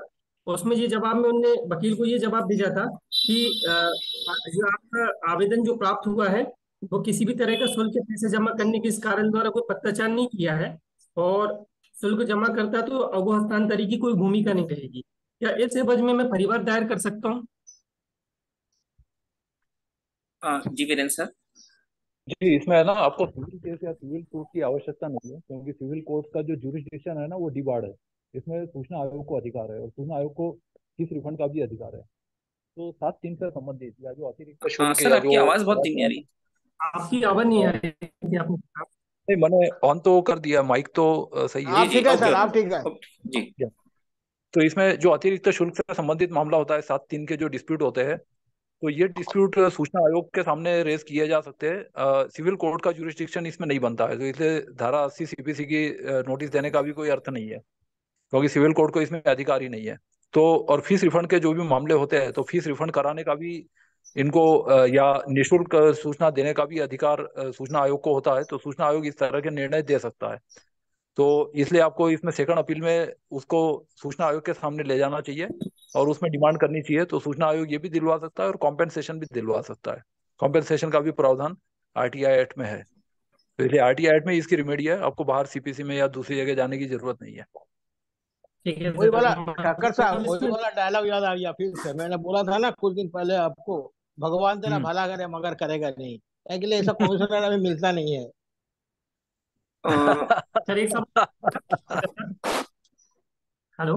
हाँ सर, मेरा एक सवाल ये था कि एक का मेरे पास एक केस आया था। उसमें एक परिवार पे दहेज प्रथा केस लगा। एक आवेदक से उसने आवेदन भर दिया, तो उसमें सूचना भी दे दी थी कि हमारे परिवार पे हम पे भी दहेज प्रथा केस लगा हुआ, जबकि वो मुख्य मुजरिम नहीं था, मुख्य मुजरिम उसका बड़ा भाई था। अब वो मेरे को ये बताइए, उसका सिलेक्शन भी हो गया, अब वो सारा कुछ उसने पहले बता दिया था, क्या उसको नौकरी मिलेगी? मामला दहेज मृत्यु का आ गया, 304 बी है। कौन सी धारा का मामला है? 98 सर, 498 है। अच्छा, 498 है क्रूएल्टी। हाँ 498 पर है उसको, क्रूएल्टी के बारे में तो देखो, लॉ कमीशन ऑफ इंडिया और सुप्रीम कोर्ट का कहना है कि 90% केसेस जो है वो मतलब इसमें फर्जी होते हैं, जी बेबुनियाद। जी। और फोर 498 नाइनटी में एट है तो उन्होंने, खत्म हो गया सर। 498 है तो सुप्रीम कोर्ट का ऑर्डर का बाद तो खत्म हो गया। हाँ ऑलमोस्ट, क्योंकि उन्होंने बोला है कि पहली बात तो हाँ इसमें अरेस्ट न किया जाए, और दूसरी बात सेंट्रल गवर्नमेंट ने सभी स्टेट गवर्नमेंट को भी निर्देश दिया है कि ये फैमिली डिस्प्यूट्स है और जबरदस्ती सिविल मैटर को क्रिमिनल में ना किया जाए, क्योंकि डाइवोर्स की रेमेडी ऑलरेडी लोगों के पास होती है। तो सिविल डिस्प्यूट को जबरदस्ती क्रिमिनल में जो बनाते हैं उसमें से पुलिस की और वकीलों की कमाई होती है। तो इसलिए हाँ 498 को अभी वैसे 498 फिर से रखा है उन्होंने, अब इसको 85-86 कर दिया है भारतीय न्याय संहिता में। लेकिन सुप्रीम कोर्ट ने फिर से बोला है कि जब आपने नया कानून बनाया तो ये 85-86 को आपने एज इट इज कॉपी कर दिया है, मतलब स्प्लिट कर दिया है एक सेक्शन को दो सेक्शन में। तो ये 85-86 पर पुनर्विचार किया जाए और लागू होने से पहले इसको बदला जाए। तो ये एक सुप्रीम कोर्ट ने एक पिटिशन में ऑर्डर दिए है गवर्नमेंट को। तो तो ये सर अभी देखते हैं कि फाइनल क्या होता है 1 जुलाई चलो, से। विचलन केस में सामने वाले को जॉब मिलेगी नहीं मिलेगी, उसके भाई को जॉब मिलेगी नहीं, फैमिली मेंबर है वो। नहीं, जॉब में ऐसा होता है कि जो सर्विस रूल्स है वो देखने पड़ेंगे। कई जगह पर क्या होता है कि डिक्लेरेशन सफिशिएंट होता है कि भाई अमुक एफआईआर चल रही है। कुछ जगह पर उसका हम्म। आपको बताना पड़ता है कि भाई एफआईआर हुई है, और डिस्क्लोजर सफिशिएंट होता है। और चूंकि ये पर्सनल डिस्प्यूट होता है, फैमिली डिस्प्यूट, तो इट मे और मे नॉट क्वालिफाई। लेकिन बाइगैमी जो होता है वो सीरियस ऑफेंस माना जाता है। तो बाइगैमी जो हुआ है वो कुछ जगह पर प्रतिबंधित है। तो वहां पर ये एफिडेविट भी देना पड़ता है कि मेरे खिलाफ कोई क्रिमिनल केस पेंडिंग नहीं है या एक से ज्यादा मेरे लिविंग स्पाउस नहीं है। तो इस तरह की कोई रिक्वायरमेंट अपॉइंटमेंट लेटर में दिया है तो फिर वो देना जरूरी होता है। बाकी डिस्क्वालिफिकेशन नॉर्मली तब होता है जब कन्विक्टेड क्रिमिनल हो, तो केवल एफआईआर होने से कुछ नहीं होता है। 6 महीने से ज्यादा की सजा यदि हो गई हो तो फिर वो सर्विस में डिस्क्वालिफिकेशन वो हो सकता है। मतलब सर इसका सूचना पहले से दे दी हो कि हमारे परिवार पे हम पे भी लगी है, जबकि हम मेन मुजरिम नहीं है, हमारा भाई था, तो उसको नौकरी मिल जाएगी। हाँ मतलब अभी जो वेरिफिकेशन होगा तो उसमें सूचना पहले से दे चुका है सामने वाला, तो उसको नौकरी मिल जाएगी, इसमें कोई हाँ, प्रॉब्लम नहीं है। हाँ हाँ हाँ हाँ, मिल सकती है, क्योंकि उसमें वो मामला जब तक पेंडिंग है और कोर्ट में चल रहा है तब तक वो डिस्क्वालिफिकेशन नहीं होता। और वैसे भी फैमिली डिस्प्यूट को कोई इंपॉर्टेंस नहीं दी जाती है। तो फैमिली डिस्प्यूट हो या संपत्ति का बंटवारे या ये नॉर्मली ये सिविल नेचर के होते हैं। और क्रिमिनल में भी 498 ए है तो फिर वो उतना सीरियस नहीं माना जाता है, क्योंकि ये जी केवल दुरुपयोग करने के लिए या पैसे वसूलने के लिए जबरदस्ती सिविल को क्रिमिनल में कन्वर्ट कर दिया जाता है। तो इस धारा के बहुत सारे दुरुपयोग होते हैं। और सर इसमें एक चीज और थी 125 में, सामने वाला जो मेन व्यक्ति है उसको महिला ने बहुत टॉर्चर किया था मानसिक रूप से, उसके बाद दिमाग की हालत खराब हो गई थी 3 साल से, फिर भी उसके परिवार वालों को 3,000 रुपये भरण पोषण महीने पे देना पड़ रहा है। तो आगे जब डॉक्टर की गवाही हो जाती है मेन, और उस पे ये साबित हो जाता है, फिर उसके बाद भी उसको 3,000 रुपये महीने देना पड़ेगा। यस, ऐसा है, क्रिमिनल लाइबिलिटी अलग है, सिविल अलग है। ऐसा हाँ। है, खाने पीने को किसी को ना देना और उसको भूखा मार डालना, that is a criminal offence. तो किसी ना किसी को उसके पूरे जीवन भर जिम्मेदारी लेनी पड़ेगी, क्योंकि वो उसका रिश्तेदार है ना। वो हम्म। उसकी जायज नाजायज औलाद है या उसका वाइफ या एक्स वाइफ है या डाइवोर्स वाइफ है। तो इसमें जो भी सिविल लाइबिलिटी है वो देना ही पड़ता है, इसलिए इसको क्रिमिनल लॉ में शामिल किया गया, क्योंकि उसके पास गुजारे का और कोई चीज है ही नहीं। और कभी कभी इसमें 50% संपत्ति का भी ये दिया जा सकता है। तो 3,000 रुपया तो बहुत कम है। तो इसमें अब तो कानून ये हो गया है 125 में कि संपत्ति का आधा हिस्सा 50% तक भी देना पड़ सकता है। तो ये इसमें maintenance of wife, children and parents, ये 3 अलग अलग चीजें हैं। तो जिसको दिया जा रहा है वो क्या पेरेंट है या चाइल्ड है, या चाइल्ड में भी 2 तरह के होते हैं, जायज और नाजायज औलाद, मतलब मैरिड से आउट ऑफ लेजिटिमेट वेडलॉक। इलीजिटिमेट। हाँ, लेजिटिमेट चाइल्ड। और फिर जो वाइफ है तो उसमें भी wife, ex wife, divorce wife, इस तरह का उसमें अलग अलग लाइबिलिटी होती है। तो कोर्ट के ऑर्डर सर से यदि हुआ है तो लाइबिलिटी तो रहेंगी ही। जी सर यह अंशुल जी, एक तो बात है, 125 तब तक वैलिड रहता सर है आपको एडअप करना चाहूंगा, अगर आप जब जो तक स्पाउस 498 के रीमैरिज जो नहीं मैटर्स करता हैं। है। हाँ, वो तो जो भी डाइवोर्स। ऑर्डर में जो भी जज में लिखा है वो तो बहुत सारी चीजें हैं। मतलब वो डिटेल, जितना ज्यादा डिटेल बताओगे उतना हम और ज्यादा डिटेल में जा सकते हैं कि facts and circumstances of the case क्या है, फिर वो जज मजिस्ट्रेट ने ऑर्डर क्या किया, किस हालत में किया, और उनके डिटेल्स क्या है, फैमिली की संपत्ति कितनी है। तो बहुत सारे डिटेल्स होते हैं जिस पर डिपेंडेंट होता है ये। कहीं कहीं पे रीमैरिज इज डिस्क्वालिफिकेशन, जैसे कि एक्स वाइफ है तो लाइबिलिटी पहले हस्बैंड की जब तक रहती है तब तक वो रीमैरिज नहीं कर लेती है, दूसरी शादी कर ली तो फिर दूसरे हस्बैंड की जिम्मेदारी हो जाती है। कहीं कहीं हाँ पे वही हम लाइबिलिटी बोल। एम्प्लॉयमेंट की रहती है कि उसको एम्प्लॉयमेंट मिल गया या वो सेल्फ सफिशिएंट हो गई तो बाद में वो मेंटेनेंस की हेलो। जिम्मेदारी से exemption के लिए वो भी सकता है। तो इस तरह से जी सर्कमस्टेंसेस अलग अलग हो सकते हैं। हाँ अंशुल जी, इसमें मैं थोड़ा सा एडअप करना चाहूंगा। आज का जैसे विषय था टैक्स रिविजन पिटीशन, इसका जी मैट्रिमोनियल मैटर्स में भी बहुत जबरदस्त उपयोग है। इसमें अगर आपके ऊपर कोई बहुत ज्यादा उल्टा सीधा डाउरी का केस लगा हुआ है कि हमने 15 लाख दिया था, 20 लाख दिया था, तो आप जी सोर्स ऑफ इनकम जो है सामने वाले की, क्या उनकी इतनी गुंजाइश थी कि नहीं, इसके रिलेटेड थोड़ा सा आप इंटरनेट पे मैटर सर्च करिए और बहुत जबरदस्त डिफेंस मटेरियल अवेलेबल आपके लिए हो जाएगा। और जी कई सारे ऐसे ठीक है। केसेस हैं जिनको मतलब बहुत अच्छी तरह से लड़ा गया है इस तरह के मैटर्स में, है ना। तो टैक्स रिवीजन जी जी पेटिशन का अभी जो वर्तमान में अगर केस स्टडीज में अभी कर रहा था, तो मैंने एक चीज रियलाइज किया कि 10 में से लगभग 5 से 6 केस तो सिर्फ मैट्रिमोनियल मैटर्स के ही हैं जहां पर टैक्स रिवीजन पेटिशन के अंतर्गत आरटीआई लगाई जा रही है। ठीक है। जी, है हाँ ना। नेक्स्ट क्वेश्चन ले बिल्कुल सर। संदीप जी। जी सर, अगला प्रश्न लेते हैं सर। हम यहाँ पे विशाल कुमार मालाकर मांडू जी से हैं, रामगढ़ झारखंड। अपना प्रश्न पूछिए। नमस्कार सर। जी नमस्कार। हाँ हाँ, अपना प्रश्न बताइए। आप लोग को इस मार्गदर्शन देने के लिए बहुत बहुत धन्यवाद। और रह गई बात की करप्शन के खिलाफ जो लड़ाता है उनके साथ हद से ज्यादा मानसिक आर्थिक शारीरिक तौर से जाता है। पहले तो मेरे झारखंड में और हमारे क्षेत्र में मनरेगा घोटाला, आवास घोटाला और वन विभाग घोटाला बहुत तरह से ये हुई थी, उजागर हमने की थी। इसमें उन लोगों ने मिलकर षड्यंत्र रच के हम पर झूठा मुकदमा की, परेशान की हद से ज्यादा, जो कि हमने कुछ महीनों तक जेल में भी भरा और कुछ में हमको बाइज्जत बरी भी हुआ है।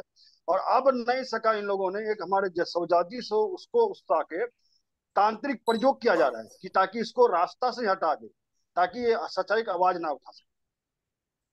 ये हरकतें ही यहाँ हमारे झारखंड में, हमारे बड़गांव पंचायत में क्षेत्र में किया जाता है, मतलब हद से ज्यादा डिस्टर्ब किया जाता है, ताकि किसी उन लोगों के खिलाफ में कोई आवाज ना उठा पाए और ये करप्शन में बढ़ते जाए।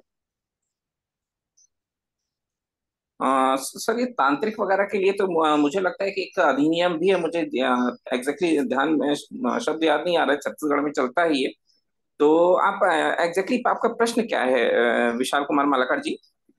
जी वही कहते हैं, जो करप्शन खिलाफ आवाज उठाते हैं, डिस्टर्ब बार बार डिस्टर्ब करते हैं इन लोगों देखिए, को। कभी झारखंड से आप हैं, कोई जरूरी नहीं है इन सब चीजों के लिए। देखिए, मैं खुद भी कहूंगा, देखिए सामाजिक तरीका तो है ही कि आप अपने स्तर पे संगठित होकर इन सब चीजों के प्रति आवाज उठाएं, मगर ये हर चीज हर व्यक्ति के लिए संभव नहीं होता। तो इसके लिए, जैसा मैं पहले भी कह चुका हूँ कि आरटीआई एक अधिनियम के थोड़ा सा चीजों को हम समझे। जरूरी नहीं है कि आप कोई व्यक्ति झारखंड में है और झारखंड में बैठ के ही आरटीआई लगाए।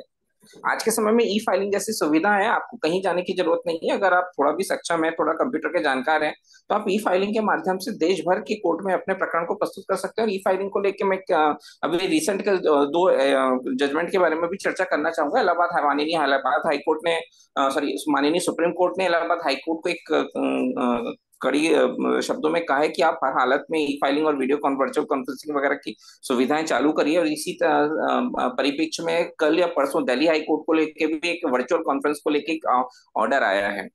तो यहाँ पे हमें ये चीज समझना होगा, माननीय जस्टिस विवेक अग्रवाल जी के भी शब्द थे कि चालाकी शब्द का प्रयोग गलत नहीं है आरटीआई में। आप खुले सीने मत लड़िए, है ना, अपने व्यक्तिगत जो जानकारियां हैं, अपने व्यक्तिगत जो जीवन है, उसको सहेज के आप, जरूरी नहीं है कि आप खुद ही आग में कूदें, है ना। आपको जानकारी है कि कहाँ पे क्या गड़बड़ चल रही है, अरे हरियाणा से लगवा दो, राजस्थान से लगवा दो, गुजरात से लगवा दो, इतने सारे देश हैं, इतने सारे मीटिंग्स में लोग हैं। आप, हाँ, यहाँ पे प्रॉब्लम क्या होती है, जैसे हमारे पहले की भी मीटिंग्स में प्रॉब्लम ये डिस्कस हो चुका है, लोग क्या है, बहुत ज्यादा आरटीआई लगाते हैं। ये सबसे बड़ी समस्या है। बहुत ज्यादा आरटीआई लगाने के कारण होता क्या है ना, वो लोग प्रॉपर डॉक्यूमेंटेशन को ना सेव नहीं रखते नहीं है। और जब सेव नहीं रखते हैं तो वो प्रॉपर प्रथम अपील और द्वितीय अपील की सुनवाई तक और उसके बाद के जो कार्यक्रम होते हैं उसमें वो प्रॉपर वे में वर्कआउट नहीं कर पाते हैं। तो ये चीज थोड़ा सा आपको समझने, कम बोल रहा हूँ, इसको बहुत ज्यादा आप समझिएगा और तकनीकी तौर पे इसको आकलन करिए, है ना जी। और कुछ पूछना चाह रहे हैं? आपका कहना सत्य बात है। और विशेष आरटीआई के मतलब की दायरे में उजागर करने के ही हमारे क्षेत्र में जो मनरेगा घोटाला हुआ था, जो 22.5 लाख देखिए, सच्चाई को खोजने के लिए मैं एक चीज आपको बता दूं कि हमारे देश में पोस्ट ऑफिस चल रहे हैं। आपको कहीं जाने की जरूरत नहीं है, ई फाइलिंग इंटरनेट की सुविधा उपलब्ध है। आपको कहीं जाने की जरूरत नहीं है कि आपको किसी दफ्तर में अगर आरटीआई लगाना है तो आपको उस दफ्तर जाने की जरूरत है। और ये बिल्कुल भी आवश्यकता नहीं है। आज की डेट में ई फाइलिंग और पोस्ट ऑफिस की सुविधा उपलब्ध है। और बहुत से लोग ग्रुप में बार बार एक ही प्रश्न शेयर करते हैं कि उन्हें पोस्टल ऑर्डर नहीं मिल रहे हैं। तो मैं पहले भी कह चुका हूँ, डाक विभाग में आप शिकायत डालिए। पोस्टल ऑर्डर मतलब बहुत इजीली अवेलेबल है।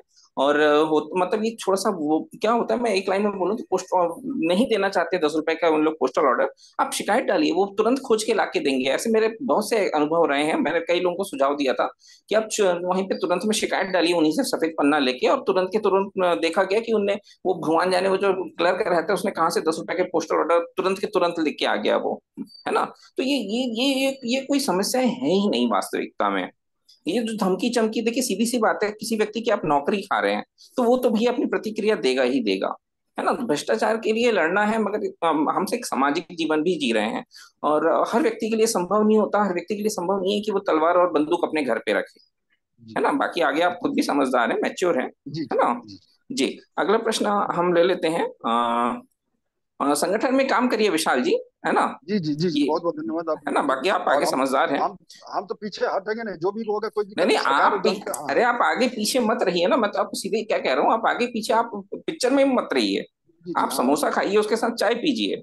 गुरिल्ला वार अगर आप समझते हैं तो मैं क्या बोलूं, हमारे इतिहासकारों से शिक्षा लीजिए। गुरिल्ला वार कोई चीज थी, बहुत अच्छे रिजल्ट हैं गुरिल्ला वार के, कोई मतलब नहीं है पिक्चर में आने से। सुनिए, जिसको विशाल जी सर सुनिए एक बात, जिसको ठोकना है ना उससे सबसे ज्यादा गहरी दोस्ती कीजिए, उसको बकायदा चाय पिलाइए। चाय पिलाइए, चाय से नहीं होता, शाम को बैठिए बोतल खोल के।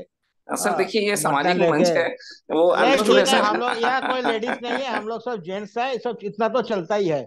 हाँ नहीं विशाल जी, बैठिए, उसको सर, लेडीज ज्यादा कंजप्शन कर रही हैं सर आज की डेट में। बस चलिए अगला प्रश्न ले लेते हैं सर। अगला प्रश्न ले लेते हैं आपका जैन। एक तो फिल्म आया था आपका छप्पन नाना पाटेकर का, उसको एक बार देख लीजिए, बढ़िया होगा। जी। यूट्यूब अगला पे मिल प्रश्न, जाएगा। अगला प्रश्न ले लेते हैं जैन जी का, जो हैंड रेस किया हुआ है उन्होंने। हाँ जैन जी आपका, जैन जी, हेलो। रवि जी, आप लोगों ने हैंड रेस किया हुआ है, अपना प्रश्न पूछे। जिनके आप प्रश्न होते हेलो। जा रहे हैं वो अपने हैंड्स डाउन करते चलिए। हेलो। हाँ हाँ, अपना प्रश्न पूछिए जैन जी। हाँ सर, मेरा क्वेश्चन था सर, ब्लैक मनी एक्ट में सर अभी ये क्रिप्टो करेंसी आ गया है सर, तो सर उसमें क्या प्रावधान है कुछ ऐसे, तो उसके बारे में पूछना था कि क्या हमें डिस्क्लोज करना पड़ता है गवर्नमेंट को, या फिर जब हम बैंक अकाउंट में डाले तब डिस्क्लोज करना पड़ता है, कैसा रहता है मतलब, क्या आजकल बहुत ज्यादा चल रहा है उसके बारे में। वीरेंद्र सर, आपको जानकारी है सर क्रिप्टो करेंसी की? नहीं हाँ जी, हाँ जी, हाँ ठक्कर जी, साहब क्रिप्टो हाँ जी, सरकार से थोड़ा समझा दिया हम लोग हाँ जी। उस पर तो खैर अलग से एपिसोड पूरा ले सकते हैं, क्योंकि वो टेक्निकली कॉम्प्लिकेटेड सब्जेक्ट है, blockchain computing, bitcoin, crypto currency. लेकिन ये को। कि अब भारत सरकार भी डिजिटल रुपी लॉन्च किया है अभी, तो डिजिटल वैलेट या डिजिटल रुपी उन्होंने लॉन्च किया है। क्योंकि करेंसी जो होता है वो केवल ट्रांजैक्शन का एक तरीका है। पहले बार्टर इकोनॉमी चलता था पुराने जमाने में, कि एक सामान दे दिया, दूसरे ने दूसरा सामान दे दिया, कि जैसे टेलर है उसने कपड़े सिल दिया, उसके बदले में जो जिसका किसान है वो उसको अनाज दे देता। तो इस तरह से बार्टर इकोनॉमी था, बाद में पैसा आया। अब ये पैसा जो है वो यूनिवर्सल हो गया है कि हर जगह पर चलता है। तो उसी तरह से ये जो डिजिटल रूपी है वो भी, इसको लीगलाइज करने की या लेजिटिमेसी देने की कोशिश हो रही है। लेकिन इसमें भी जो प्रॉब्लम है एसोसिएटेड वो यही है कि जो इलीगल ट्रेड है, या फिर इसमें चलाता कौन है, क्या सरकार चलाएंगी कि प्राइवेट लोग भी अपना पैसा चलाएंगे? क्योंकि प्राइवेट लोगों को पैसा चलाने की अनुमति होती नहीं है, लेकिन बिटकॉइन में इस तरह की रिस्ट्रिक्शन नहीं है। तो इसमें पब्लिक भी होता है, प्राइवेट भी होता है, और फिर किसका पैसा कौन मान्य करेगा, और फिर इसका ट्रांजैक्शन रेट क्या रहेगा, और फिर ये लीगल पर्पस के लिए यूज होगा या इलीगल पर्पस के लिए, और इंटरनेशनल लॉ में है तो कौन सी सरकार रेगुलेट करेगी। तो इस तरह के बहुत सारे कॉम्प्लिकेशन होते हैं, तो इसलिए अभी तक सरकार उसको मान्यता नहीं दी है। लेकिन जो डिजिटल रुपी है ये अभी रिजर्व बैंक ऑफ इंडिया ने लॉन्च किया है, और डिजिटल रुपी करके जो भारत के ट्रांजेक्शन है उसको वैधता देने की उन्होंने कोशिश की कि डिजिटल रुपी के माध्यम से, जैसे ई वॉलेट है, तो वॉलेट में आपके 2,000 रुपये आ गए, और वो 2,000 रुपये है तो उसमें से फिर आप स्पेंड करते रहिए। तो इस तरह से डिजिटल ट्रांजेक्शन को फैसिलिटेट करने के लिए डिजिटल रुपी भी कंसेप्ट की भी लाई गई है। सर आपकी ताकि आवाज थोड़ी डिजिटल दब रुपी रही जो है, होता है, हाँ, तो प्लीज नहीं वो एडजस्ट योर नॉइज आ माइक रहा है, सर। किसी और का, नहीं किसी और की भी आवाज आ रही है ना, वो उसका माइक को ऑफ करना पड़ेगा, एक्चुअली क्योंकि थोड़ा उसकी हवा वजह की से आवाज आ नॉइज आ रही है रहा सर, है। ऐसा लग रहा है। इसमें एक किसका खुला है, और हाँ अब बंद हो गया। जी जी। हाँ सर। हाँ ठीक है, तीन ही माइक खुले हैं अभी। हाँ तो वो माइक जो था उसकी वजह से नॉइज आ रहा था। तो मुझे लगता है ये आंसर मिल गया होगा। बाकी इस पर जो है ना, crypto currency, bitcoin, digital currency, इस पर हम अलग से पूरा एक एपिसोड ले सकते हैं, तो उसमें फिर मैं इसको समझा सकता हूँ, क्योंकि मैं कंप्यूटर इंजीनियर भी हूँ और ये एडवांस टॉपिक है। तो उसमें मतलब इसको हिंदी में मैं समझा सकता हूँ कि किस तरह से हो सकता है। और भारत सरकार ने जो डिजिटल रुपी वगैरह जो इनिशिएटिव लिए है, तो ताकि इसको लेजिटिमेट तरीके से इसको उपयोग किया जा सके, और अवैध कारोबार में इसका, बिटकॉइन वगैरह होता है फिरौती के लिए, या रैंसमवेयर में भी कई बार इसका इस्तेमाल होता है। तो बहुत सारी इलीगल चीजें हैं, अवैध चीजें हैं, कि जिसकी वजह से भारत सरकार ने इसको मान्यता अभी नहीं दी है। लेकिन इसमें टेक्नोलॉजी चल रही है और वैध पर्पस के लिए भी इसका इस्तेमाल हो सकता है। तो इस पर हम सर और ज्यादा अभी डिटेल में, क्रिप्टो करेंसी सर चालू है कि प्रतिबंधित हो चुकी है भारत में?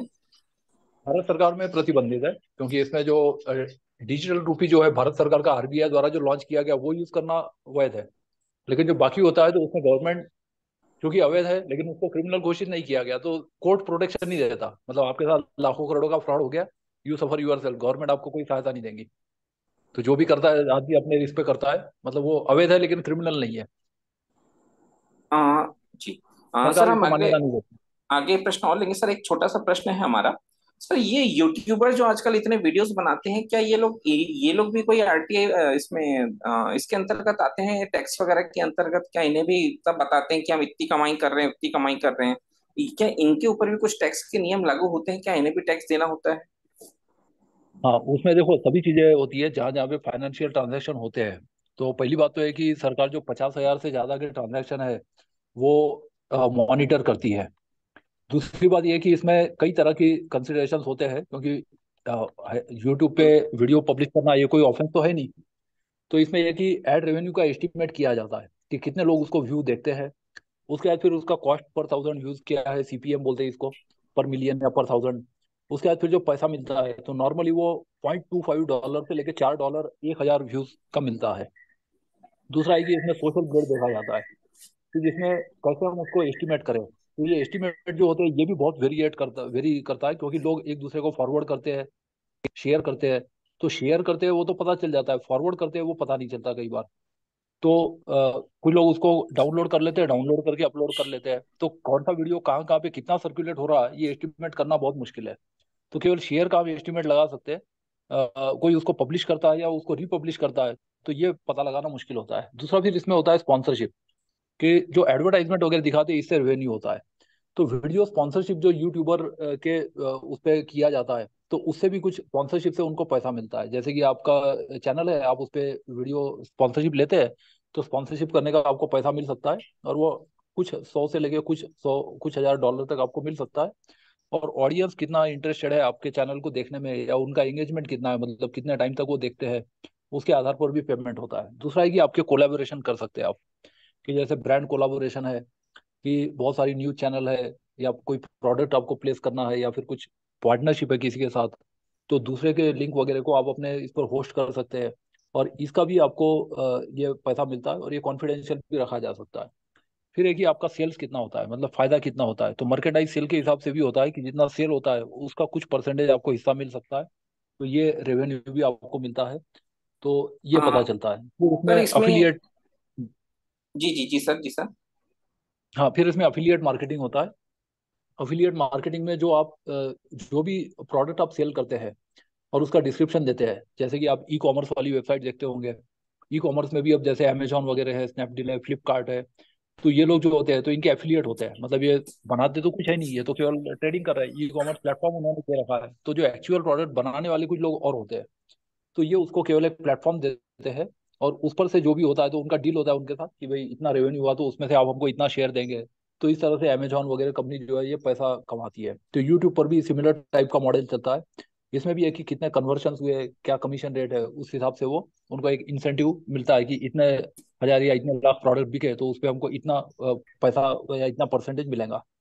फिर इसमें जो सुपर चैट्स होता है, कि कितने लोग आपके इस पे कमेंट पोस्ट करते हैं, कितने लोग चैट करते हैं, या लोग आपको कितना लाइक करते हैं, या कितने लोग आपका शेयर करते हैं। इवन फेसबुक पर भी ये होता है कि फेसबुक पर आपने देखा होगा कि केवल आपने लिख दिया, किसी को बर्थडे विश कर दिया, तो इसमें कितने लोग कमेंट करते हैं। दूसरी बात ये कि आप कौन है, आपकी क्या हैसियत है। हैसियत मतलब है कि आपके फ्रेंड कितने हैं। जैसे कि आपको सपोज 400 फ्रेंड है, मेरे सपोज 5000 फ्रेंड है, तो मेरी पोस्ट को ज्यादा प्रायोरिटी देगा फेसबुक, क्योंकि मेरे फ्रेंड 5000 है, आपके फ्रेंड केवल 400 है। तो इस तरह से वो किसको कितनी प्रायोरिटी देना, वो ये वो जो सोशल मीडिया होता है वो तय करता है। उसके बाद फिर उसमें यदि कोई कमेंट होती है और कमेंट को यदि आप लाइक करते हैं, इसका मतलब ये कि वो कमेंट आपके फेवर में है और आप उसको लाइक कर रहे हैं, तो उसकी विजिबिलिटी और ज्यादा बढ़ जाती है।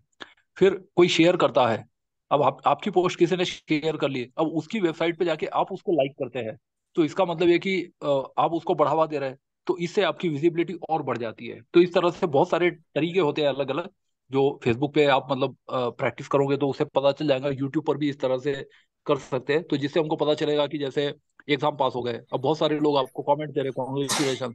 अब कॉन्ग्रेचुलेशन आपने पढ़ लिया और आपने जवाब नहीं दिया तो आपकी विजिबिलिटी कम है, लेकिन आप उसको लाइक करते हैं, है ना, या उस पे कोई आप इमोजी डाल देते हैं, या फिर आप उसको जवाब देते हैं, तो ये जो होता है इससे विजिबिलिटी और ज्यादा बढ़ते जाती है और वो जी पॉपुलर हो जाता हाँ, है। जी फिर सर, जी इसमें सर, सुपर टैक्स चैट भी होता एविजन है। सुपर पिटीशन चैट जो ये है। होता है कि इसमें हजारों लोग एक साथ कमेंट कर रहे हैं। जैसे कि न्यूज चैनल वगैरह होती है, अब हजारों लाखों हजारों लोग एक साथ उस पर चैटिंग कर रहे हैं, या लाइव चैट जिसको बोलते हैं, तो उसको भी वो विजिबिलिटी वो दिया जाता है कि इसका मतलब हजारों लोग आपके साथ जुड़े हुए हैं। जैसे कोचिंग क्लास होते हैं उसमें आजकल मास्टर क्लास होता है। तो what is master class? Master class ये होता है कि जैसे आपके क्लास में 60 स्टूडेंट होते हैं, लेकिन मास्टर क्लास होता है तो उसमें हो सकता है कि हजारों लोग आपसे एक साथ जुड़े हुए हो। मेरे साथ ऐसा हुआ है, 400 से ज्यादा 1000 लोगों से ज्यादा मैंने एक साथ एड्रेस किया हुआ है। तो इस तरह के जो मास्टर क्लास होते हैं इसको बोलते हैं सुपर चैट। तो सुपर चैट होता है तो उसमें भी आपको ज्यादा रेवेन्यू मिल सकता है। और फिर इसमें जो पैट्रियन होता है, तो जो पैट्रियन होता है वो ये कि आपके जो फैंस होते हैं वो सपोर्ट करते हैं, या आप अपना जैसे वो क्यूआर कोड डाल दिया है तो लोग आपको कंट्रीब्यूट करते हैं। तो जैसे कई फ्री लांसर्स होते हैं तो वो पैसा पब्लिक से डोनेशन के माध्यम से लेते हैं, और वो डोनेशन के माध्यम से जो पैसा मिलता है, तो that also shows their popularity, और इस तरह से भी लोग रेवेन्यू करते हैं। ये डोनेशन होता है, this is not beggary. Beggary या भिक्षावृत्ति जो है वो एक अलग तरीका है, वो इंटरनेट बेगरी टाइप का भी एक तरीका होता है, वो अलग चीज है। यहाँ पर हम केवल जी वॉलेंटरी डोनेशन की बात कर रहे हैं। जी। और फिर इसका जो सर टैक्स, तो हेलो। टैक्सेशन इसका इशू है। हाँ जी, हाँ जी, हाँ हाँ जी, पूछिए। जी जी जी हाँ, सर। दोनों हैंड रेज है, कुलदीप जी ले सर लीजिए। ये हैंड रेज है सर, इनको क्वेश्चन ले लेते हैं सर। रवि जी ने हैंड रेज किया हुआ और उसके बाद केएम भाई ने, है ना, प्रश्न ले लेते हैं। उसके बाद हम एक दो प्रश्न और भी हैं, उस पर चर्चा करेंगे। रवि जी अपना प्रश्न पूछिए, केएम भाई जी अपना प्रश्न पूछिए। हाँ सर, जब तक कि उनकी आवाज आ रही है हम एक ब्रीफ ले लेते हैं। अच्छा हाँ रवि जी अपना प्रश्न हेलो। पूछिए, अनम्यूट कीजिएगा अपने आप को। हाँ हाँ। मेरा ये क्वेश्चन था, जो स्टाम्प चोरी होती है सर, हाँ रवि जी आपकी आवाज क्लियर नहीं आ रही है। जो सर स्टाम्प चोरी होती है तहसीलों में, राजस्व विभाग के सब रजिस्ट्रार ऑफिस में, क्या? हेलो रवि जी आवाज आपकी क्लियर नहीं है। हाँ जी, मुझे भी क्लियर नहीं सुनाई जा रही है सर आवाज? हाँ आप हेलो। बोलिए, प्रश्न बोलिए। ईयरफोन सर लगा ये था हुआ है कि तो जो ईयरफोन सब निकाल सब दीजिए। रजिस्ट्रार ऑफिस में स्टाम्प चोरी होती हैं सर, उनकी सूचना दिए जाने पर क्या उनको कुछ मिलता है सर, जो जानकारी देते हैं ये सब? स्टाम्प चोरी का विषय उस पे पूछ रहे हैं सर ये प्रश्न। नहीं, ये तो राज्य सरकार का मामला है। राज्य सरकार की ऐसी कोई स्कीम है, कुछ जगह पर चलाती है राज्य सरकार कि स्टैम्प ड्यूटी चोरी या इस तरह की सूचना दी जाए तो इंसेंटिव दिया जाए, लेकिन स्कीम शॉर्ट टर्म के लिए होती है। और बहुत ज्यादा चोरी हो रही है और किसी को पकड़ना है, या तो ऐसे मामले में वो इंसेंटिव देते हैं कि जो हमको बताएगा या इसकी सूचना देगा तो उसका नाम गुप्त रखा जाएगा और उसको इतना इंसेंटिव दिया जाएगा। तो कुछ जगह पर होता है, अदरवाइज तो इसमें खतरा ज्यादा होता है। जी जी जी जी। सूचना सर इसमें हम एक बार छोटा सा ब्रीफ कर दीजिए सर। टैक्स एविजन एक्चुअली में सर पिटीशन। स्टाम्प चोरी का एक मैंने बहुत पहले डाला हुआ था, तो स्टाम्प चोरी इम्पोज भी हो गई, 2.5 लाख रुपए जुर्माना भी लगा। अब सर जो वहां के संबंधित अधिकारी लोग थे ना, उन्होंने उस पर वसूली कराई और ना मुझे इंसेंटिव इंसेंटिव चलिए नहीं दिया, कोई बात नहीं नहीं, नहीं बिल्कुल आपका, वसूली तो कराते, वसूली भी नहीं कराया उन्होंने अभी आपको तक। बिल्कुल मिलना चाहिए। और इस पे मुझे, नहीं तो आपने इस पे आरटीआई वगैरह कुछ पुटअप किया था? हाँ, इंसेंटिव की आरटीआई स्कीम में हो, आरटीआई में सर इंसेंटिव की मैंने एक स्कीम डाला अच्छी था, होती इस पे जो इम्पोज हो गई है पेनाल्टी, इस पे अब है। तक जो भी कार्रवाई हुई है उसकी कॉपी दी जाए। 2 साल हो गए, कोई भी नहीं दिया। सूचना आयोग में मैटर अभी लंबित है 2 वर्षों से, वो भी अरे तारीख पे तारीख लगा रहे हैं। नहीं तो आप इस की जो संबंधित जानकारी है ना, संबंधित, मेरा एक व्यक्तिगत अनुभव है। ठीक है, आयोग अपनी जगह सफिशिएंट बॉडी है, सुटेबल बॉडी है, मगर ये है कि आप इस चीज विषय को लेकर मंत्रालय वगैरह में भी शिकायत करिए, है ना। और आयोग में आप निवेदन करिए कि आपका आपकी जो साउंड ऑफ हो प्रकरण। गया। हेलो। सर आ रही है हाँ मेरी आवाज? ठीक। हाँ जी। ठीक है, बोलिए। आप अपने मंत्रालय वगैरह में भी शिकायत करिए और आप निवेदन करिए आयोग में कि मेरी आपके जो प्रकरण की सुनवाई जो है वो जल्दी की जाए। और जो संबंधित अधिकारी, उच्च अधिकारी वर्ग है स्टाम्प संबंधित विभाग का, तो वहां पर भी शिकायत करिए, आपका होगा, सुनवाई एक्चुअली होगी। में सर सुनवाई की जाती है, बट उसमें आज तक हर सुनवाई 9 सुनवाइयां हो चुकी हैं। तारीख तो अपना वो निर्धारित समय पे लगा रहे हैं, 5-6 नहीं इस महीने पर। विषय, इस नहीं तो कारण क्या बता रहे हैं इतनी तारीख? देखिए आयोग कोई सुप्रीम माननीय न्यायालय युक्ति नहीं है युक्त कि। अवसर के नाम पर सर तारीख का खेल चल रहा है। नहीं नहीं तो इसमें माननीय इलाहाबाद हाई कोर्ट का एक आदेश है ना, वो उस पर लगाइए। उसको लगाने के बाद ये बोलिए कि आप इसकी त्वरित सुनवाई करिए और जो भी है निराकरण इस आदेश को संलग्न करके कि आप इसके प्रकरण की त्वरित जो भी है आदेश जल्द से जल्द देने की कृपा करें। और अगर आप तारीख पे तारीख दे रहे हैं तो इसका युक्तियुक्त कारण भी उल्लेख करें, है ना। ये ऐसे ये कोई तरीका नहीं होता कि वो सिर्फ आपको तारीख पे तारीख दें। इस तरह के पत्राचार करिए और पत्राचार करने के बाद उस पर भी एक आरटीआई लगा दीजिए और उसके बाद लास्ट ऑप्शन फिर बनी बात है, मैं भी मानता हूँ फिर हाईकोर्ट ही बसता है। सर एक्चुअली में यहाँ सर पे। विडंबना ये है ना सर, पत्र हम जो भी भेजते हैं वो केवल पत्रावली पे संधारित किया जाता है, उसको अवलोकन किया ही नहीं जाता। उत्तर प्रदेश सूचना आयोग में तो ये चल रहा है इस समय। हम कुछ भी अ, कागज देते हैं, हाँ अपीलकर्ता ने, शिकायतकर्ता ने पत्र दिया, वो संधारित है, उसमें क्या लिखा क्या नहीं लिखा कुछ भी नहीं देखा जाता। नहीं तो आप उच्च वो जो मंत्रालय वगैरह है ना, वहां पे उस चीज के बारे में शिकायत करिए। इसका कोई प्रावधान नहीं है, बट आप करिए, शिकायत कीजिए, काम होगा आपका, है ओके ना। सर, धन्यवाद। है ना, ये मेरा एक व्यक्तिगत अनुभव भी रहा है सर। यहाँ पे हम और प्रश्न लें उससे पहले एक बार ब्रीफ में प्रोसीजर जान लेते हैं सर। अरे और टैक्स एक तो बाकी है, एक तो क्वेश्चन बाकी है, वो ले लीजिए, उसका बाद डिस्कस कीजिएगा। सर एक छोटा सा चर्चा है सर। टैक्स रिवीजन पिटीशन लगाते कैसे हैं ताकि सभी सदस्यों को मिल जाए, क्योंकि समय भी अब समाप्ति की ओर है। वीरेंद्र से एक बार tax revision petition plus RTI का प्रोसीजर हल्का सा ब्रीफ कर दीजिए सर। वीरेंद्र सर। जी। सर मेरी आवाज आ रही है आपको? हाँ, यस, हाँ, अब मेरी आवाज आ जी रही जी। है। हाँ अब हाँ आ हाँ रही है सर। सर। सर आरटीआई हाँ, उसको गाड़ी में टैक्स आवाज। एविजन पिटीशन लगाने का और उसके बाद आरटीआई लगाने का प्रावधान क्या है, इसमें थोड़ा सा मैं बता दूं कि टैक्स एविजन पिटीशन की जो शिकायत करते हैं उसमें शिकायत करने के बाद उनको शिकायत पर की गई पूरी कार्रवाई की पूरी जानकारी नहीं दी जाती, मगर उनको इतनी जानकारी दी जाती है कि उनको उनका जो इंसेंटिव है ना, उसकी प्राप्ति हो सके, और उन कार्रवाई की मतलब इतनी पर्याप्त जानकारी दी जाती है कि वो मतलब उसका क्या स्टेज है, क्या स्टेटस है ना। जी जी वीरेंद्र सर। कि इसमें टैक्स इवेशन की पिटीशन नहीं होती है। पिटीशन तो केवल हाई कोर्ट या सुप्रीम कोर्ट में होती है। इसको हम पिटीशन के बजाय कंप्लेंट बोल सकते हैं कि जो टैक्सेशन बॉडी है, जैसे कि इनकम टैक्स डिपार्टमेंट या जो भी कंसर्न टैक्स वसूली करता विभाग है, तो उसको कंप्लेंट की जा सकती है और उस पर फिर वो जांच करते हैं। तो ये प्रोसीजर है। तो उनको कंप्लेंट की जा सकती है, लेकिन वो कंप्लेंट झूठी नहीं होनी चाहिए। तो इसमें अलग अलग उसमें अलग अलग कानून है, जैसे कि एनफोर्समेंट डायरेक्टरेट है, कस्टम्स है, स्मगलिंग वगैरह के गुड्स पकड़वाने पर भी इनाम मिलता है कई बार। तो ऐसे बहुत सारी अलग अलग विभाग की अलग अलग स्कीम होती है। तो उनके जो कंप्लेंट के मैकेनिज्म है या जो कंप्लेंट हैंडलिंग अथॉरिटी है, तो उनको वो कंप्लेंट उस कानून के मुताबिक करनी पड़ती है। तो सर इसमें जैसे हम हाई किसी कोर्ट व्यक्ति सुप्रीम की कोर्ट का कंप्लेंट आपको डालते हैं तो डायरेक्ट नहीं हमें। पता, पिटिशन वगैरह तो नहीं कर सकते, रिट पिटिशन तो हाँ। नहीं होती है। नहीं नहीं सर, मैं आपकी बात से बिल्कुल सहमत हूँ। एक्चुअली सर मैंने जब गूगल पे सर्च कर रहा था तो मैंने एक चीज कंक्लूड किया कि ये जो कंप्लेंट होती है सर टैक्स संबंधित, तो इसको इसका जो नाम है ना वो टैक्स इवेजन पिटीशन, और शॉर्ट में इसको टीईपी नाम से हर जगह इसका उल्लेख किया गया है। तो देखो, इंटरनेशनल लॉ में ऐसा होता है। पिटिशन का सिंपल इंग्लिश मीनिंग होता है एप्लीकेशन। पिटिशन का application। लेकिन भारत में पिटिशन को हम टेक्निकल सेंस में यूज कर रहे हैं कि जो हाई कोर्ट या सुप्रीम कोर्ट के सामने जो होता है वही पिटिशन है। सिविल कोर्ट में होता है तो वो सूट होता है। क्रिमिनल कोर्ट में है तो वो एफआईआर या कंप्लेंट होती है। तो इस तरह से स्पेसिफिक नाम से हमने अ, उसको कहते हैं, है ना। तो सर इसे मैं उसको पिटिशन करना भारत में उचित नहीं होगा। इसमें उसको कंप्लेंट ही बोल सकते हैं, अ, क्योंकि हाई कोर्ट या सुप्रीम कोर्ट जो है वो डायरेक्टली उस मामले में ये नहीं करता है कार्रवाई। Unless it is PIL. PIL है तो फिर वो रिट पिटिशन में आ सकता है, तो फिर वो पिटिशन कहलाएगा। अदरवाइज पिटिशन शब्द मेरे ख्याल से उचित नहीं है। इसमें अप्लीकेशन नहीं कहना सही रहेगा, या कंप्लेंट। जी जी सर। सर यहाँ पे केएम भाई का भी अगला प्रश्न है, और अब मीटिंग समाप्ति की ओर अपन बढ़ रहे हैं। केएम भाई जी, हाँ आपने हैंड रेस किया हुआ है, अपना प्रश्न पूछ लीजिए, उसके बाद फिर हम मीटिंग समाप्त करेंगे। जी जी। नमस्ते सभी को। मेरा प्रश्न जो है वो चुनाव से संबंधित है। अभी जब चुनाव चल रहे थे तो चुनाव के दौरान अप्रैल में मैंने एक चुनाव आयोग से कुछ प्रश्न पूछे। प्रश्न ये था कि 2022-24 के मध्य देश के प्रधानमंत्री नरेंद्र मोदी जी के खिलाफ चुनाव आयोग में कितनी शिकायतें दर्ज हुई, तथा प्राप्त शिकायतों पर आयोग द्वारा की गई कार्यवाही के संबंध में कृपया विवरण सहित सूचना उपलब्ध कराएं। तो इसमें मेरे को अभी आयोग का जवाब सूचना आयोग क्या कहते हैं, चुनाव आयोग से अभी 25 मई को जवाब मिला है, जो 23-24 मई को, कि इस संबंध में आपको सूचित किया जाता है कि आपके द्वारा चाही गई सूचना संकलित रूप में उपलब्ध नहीं है, एवं इनका संकलन करना आयोग के स्रोतों के विषमानुपाती रूप से विचलित करेगा। इस संबंध में आप सूचना का अधिकार अधिनियम 2005 की धारा 7(9) का संदर्भ ले सकते हैं।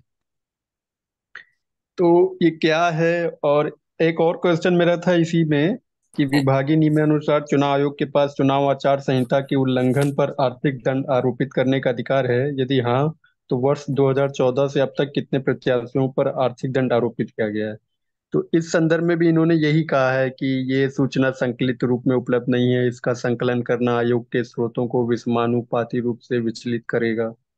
कृपया अ, 7(9) का संदर्भ लें। जी वीरेंद्र सर इसमें इसमें इसमें एक सेकंड मैं एक जी बात सर। हम जितना समझा है, मैंने डिनाई किया इस ग्राउंड में that information desired information are voluminous, and that is why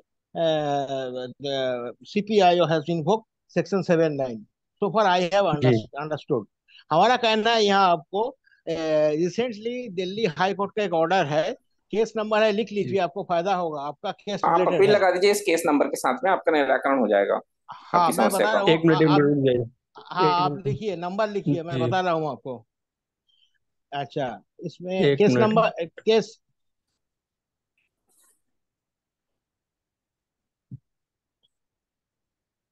वाह, रेडी।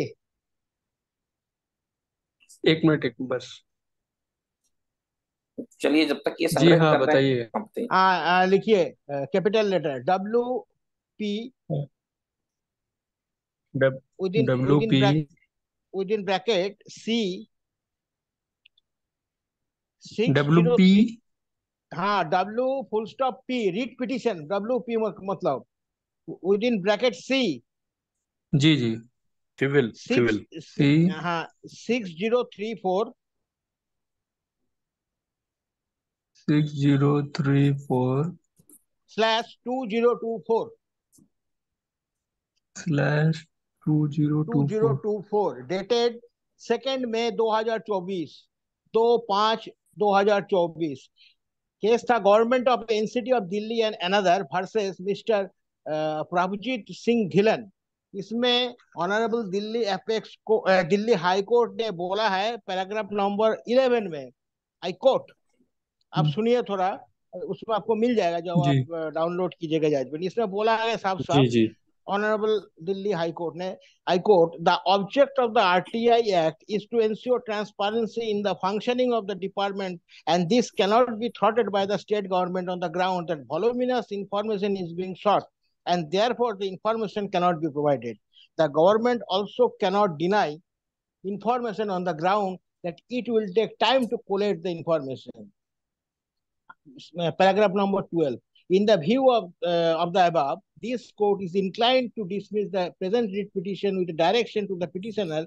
Petitioner जी मतलब यहाँ गवर्नमेंट को बोला गया है to provide the information sought for by the respondent मतलब applicant information seeker in respect of both government and aided school and in respect of private school. The petitioner is directed to provide information of all such cases where major penalty has been imposed on the teacher for taking private tuitions. ये दोनों paragraph आप mention आप पढ़ लीजिएगा, portal खोल कर देख लीजिएगा ऑनलाइन में। उसका बाद इसका एक तो प्रिंट आउट निकाल के आपका हाँ एप्लीकेशन के साथ जोड़ के दे दीजिएगा, काम हो जाएगा आप आपका। वॉल्यूमिनस इंफॉर्मेशन हाईकोर्ट दिल्ली भी लिखेंगे गूगल में तो आपको ये आदेश मिल जाएगा। और अभी रिसेंट हाँ का ये आदेश है कि हम तो वॉल्यूमिनस केस नंबर इंफॉर्मेशन। बोल दिया, केस नंबर देने से गूगल में मिल जाएगा। जी तो केस नंबर यहाँ डालने पे से अभी आज हमारे बीच में चंद्रशेखर गौड़ सर हैं। उन्होंने आरटीआई को लेके काफी काम किया हुआ है, टैक्स रिविजन को लेके। बट आज वो एक निजी कार्यक्रम में व्यस्त होने के कारण उन्होंने ज्वाइन नहीं किया। ये इंदौर नीमच से हैं और चंद्रशेखर गौड़ नाम से आप सर्च करेंगे तो इनके द्वारा काफी कार्य किया गया है आरटीआई संबंध में, आरटीआई और बैंक संबंध में, आरटीआई प्लस टैक्स के संबंध में। तो आज उन्होंने ज्वाइन नहीं कर पाए हैं शादी के कार्यक्रम वगैरह के चलते। चलिए आप और किसी का कोई प्रश्न हो तो अपना हैंड रेज कर सकते हैं। अशोक पटेल सर है, उन्होंने हैंड रेज किया हुआ है। हाँ सर अपना प्रश्न पूछ लीजिए, उसके बाद हम मीटिंग का समापन करेंगे। जी जी आप सभी को नमस्कार। हाँ हाँ सर अपना प्रश्न पूछिए। हाँ वैसे कोई खास प्रश्न नहीं है, लेकिन आज इस मीटिंग में मैं पहली बार ही आ रहा हूँ। मेरे साथ मेरे एक साथी भी हैं। हम लोग बस थोड़ा सा संक्षिप्त सा परिचय देना चाहते हैं। मैं जी गुजरात के राजकोट से आता हूँ और आपके साथ जुड़े हुए प्रवीण भाई पटेल हैं, फोरम जी फॉर जी फास्ट जस्टिस जस्ट से। हाँ उन्होंने रिकमेंड किया तो मैं शुरुआत से ही बना हुआ हूँ इस मीटिंग में। तो बहुत ही अच्छी जानकारी मिल रही है। हमारे कुछ साथी देश भर में ऐसे ही कुछ कामों में हम लोग भी लगे हुए हैं और देख रहे हैं कि जीवन का कोई भी क्षेत्र ऐसा बचा हुआ नहीं है कि जहाँ पर गड़बड़ियां ना हो, अन्याय ना हो, जुल्म ना हो। हर क्षेत्र में ये सब कुछ ही हो रहा है, चाहे वो बैंकिंग हो, चाहे वो टैक्सेशन हो, चाहे वो आरोग्य हो, चाहे वो एजुकेशन हो, चाहे वो एग्रीकल्चर हो। तो इस तरह से कोई भी ऐसा क्षेत्र बचा हुआ नहीं है जहां पर मतलब कि दिक्कतें नहीं हैं। इस वक्त तो मैं बिल्कुल संक्षिप्त में ही बताना चाहूंगा कि हम कुछ साथी 12-15 राज्यों में हम लोग भी लगे हुए हैं, प्रयत्न कर रहे हैं कि क्या कुछ किया जा सकता है। तो बड़ा ही संक्षिप्त में हम लोगों ने एक रास्ता सोचा है और उसी रास्ते पर अपने संगठन का नाम हम लोगों ने रखा हुआ है पार्टी लेस इंडिया, यानी कि दल मुक्त भारत। और हमारा ये अब तक का फाइंडिंग है कि पार्टी बेस्ड जो व्यवस्थाएं हमारे यहाँ चल रही हैं ये टोटली अनकॉन्स्टिट्यूशनल हैं, ये असंवैधानिक तो हैं, ये अतार्किक भी हैं। इसमें कोई तर्क नहीं, कोई लॉजिक नहीं इन पार्टियों के पीछे, और अनैतिक भी हैं, इसमें कोई मोरालिटी भी नहीं है। तो बस इस वक्त तो बहुत ज्यादा नहीं कहना चाहूंगा, लेकिन ये कहना चाहूंगा कि एक तरह से ये मास्टर की है, जैसे मास्टर की लगाते हैं तो ताला खुल जाता है, इसी तरह से अगर देश के सारे विचारशील चिंतनशील लोग अगर इसके ऊपर काम करें तो जिस तरह से साम्राज्यवाद से निकलने के लिए हम सभी ने काम किया, हमारी अगली पीढ़ियों ने काम किया साम्राज्यवाद से निकलने के लिए, तो वहां से निकल करके आज हम ये सो कोल्ड आजादी और इस आजादी में ये संविधान जी हाँ वगैरह तक पहुंचे हैं। तो आगे भी ये यात्रा जी जी कहीं कहीं ठहर के तो रहने वाली नहीं। जी जी जी जी सर, हाँ जी सर। बस ये इतना ही, बहुत ज्यादा नहीं। मेरे साथ मेरे साथी कमलेश जोटंगिया भी हैं और हम बहुत सारे साथी पूरे देश में हम लोग काम कर रहे हैं जी जी। बस इतना ही कहना चाहूंगा। हाँ बहुत सर, बहुत धन्यवाद सर। अगला संडे, धन्यवाद सर, अगला संडे आप जरूर जुड़िएगा सवेरे 11 बजे। सर कंक्लूजन में मैं यहाँ पे कहना चाहूंगा, अभी मेरी कुछ एक्टिविस्ट से भी बात हुई, चंद्रशेखर गौड़ सर से भी मेरी बात हुई थी आज, तो वो मीटिंग ज्वाइन नहीं कर पाए। उनका कंक्लूजन ये था कि आरटीआई संबंधित उनके भी जितने भी एप्लीकेशन थे उस पर उनको जवाब सभी में मिला है, हाँ। और काफी हद तक जानकारियां बाहर भी निकल के आई हैं। टैक्स के डिफॉल्टर्स कौन है, इनकम टैक्स वगैरह के संबंधी जो जानकारियां हैं वो काफी बहुत सी ऐसी जानकारियां हैं जो प्रदान की जाती हैं, और उसके चलते बहुत सारे, जैसे अब अभी अवैध खनन वगैरह की बात चल रही थी, तो ये ऐसी चीजें हैं जिसमें आराम से जो विभाग है, इनकम टैक्स डिपार्टमेंट है, वो जानकारियां प्रोवाइड करता है। और टैक्स एविजन पिटीशन इसे विभाग के द्वारा ही नाम दिया गया है, इसे टीईपी कहते हैं शॉर्ट में। अगर आप गूगल पे भी सर्च करेंगे तो टीईपी अगर नाम से सर्च करेंगे तो आपको इस विषय पे काफी कुछ जानकारियां मिलेगी। और इस टैक्स एविजन टैक्स कंप्लेन को लेकर आज हमने जो जानकारियां प्राप्त की, इस पे काफी कुछ काम होना आवश्यक है, और काफी कुछ सहूलियत भी हम इससे प्राप्त कर सकते हैं, और काफी हद तक इस पे काम भी चल रहा है।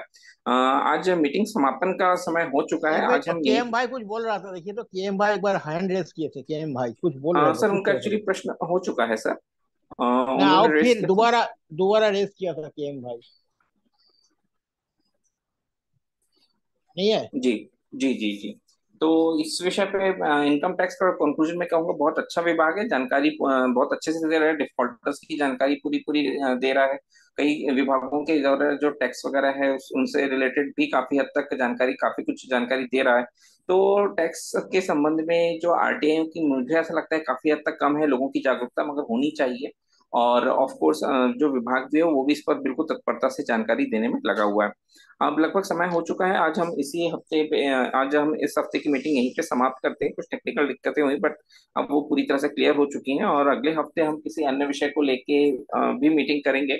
वीरेंद्र सर, क्या अगले हफ्ते हम मतलब बायोमेट्रिक मशीन के साथ में क्या 2-3 विषय मल्टीपल ले सकते हैं, क्योंकि बायोमेट्रिक मशीन तो इतना ज्यादा बड़ा टॉपिक नहीं है, बट उसके लिए भी जागरूकता आना जरूरी है, तो क्योंकि आज के समय में। बायोमेट्रिक का साथ, कुलदीप जी, बायोमेट्रिक का साथ एक क्रिप्टो करेंसी वाला भी रखिए, इसको दरकार है थोड़ा, बहुत सब जगह देखते हैं।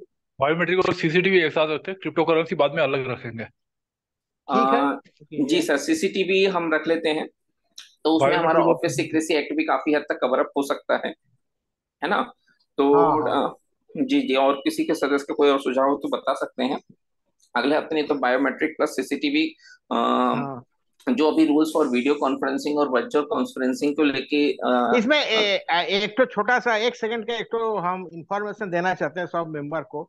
हम लोग का West Bengal state information commission को हम लोग बहुत गाली देते थे, सबसे थर्ड क्लास इंफॉर्मेशन कमीशन है, कुछ नहीं है, हेन नहीं तेन नहीं। ये अभी सीआईसी से अच्छा हो गया।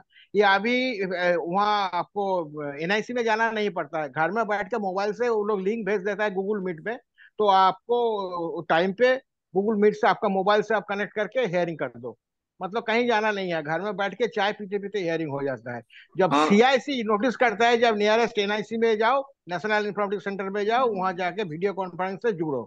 तो स्टेट गवर्नमेंट, मेरा वेस्ट बंगाल का स्टेट गवर्नमेंट का हियरिंग सिस्टम और इंफॉर्मेशन कमीशन का जो परफॉर्मेंस है, बहुत हद तक सीआईसी भी से भी अच्छा हो गया। आगे सर बहुत अभी गाली दिया था। जस्ट रिसेंट सर जो जजमेंट्स आए हैं माननीय सुप्रीम कोर्ट के, अभी डीवाई चंद्रचूड़ जी रहे हैं हमारे CGI chief justice of India, तो उनके रहते सर मुझे ऐसा लगता है काफी हद तक बहुत बड़े बड़े चेंजेस आए हैं। अभी वर्चुअल कॉन्फ्रेंस आया है। सबसे बड़ी बात जो हमारा किशन चंद जैन वाला जो केस है ना, उसमें सबसे बड़ी बात यह है कि उसका ये जो तो है, लास्ट वाला सुनिए जी, पैरा ये है। सुनिए, समस्या दूसरा जगह है, वो सब पता है, उसका जजमेंट का कॉपी मेरे पास है।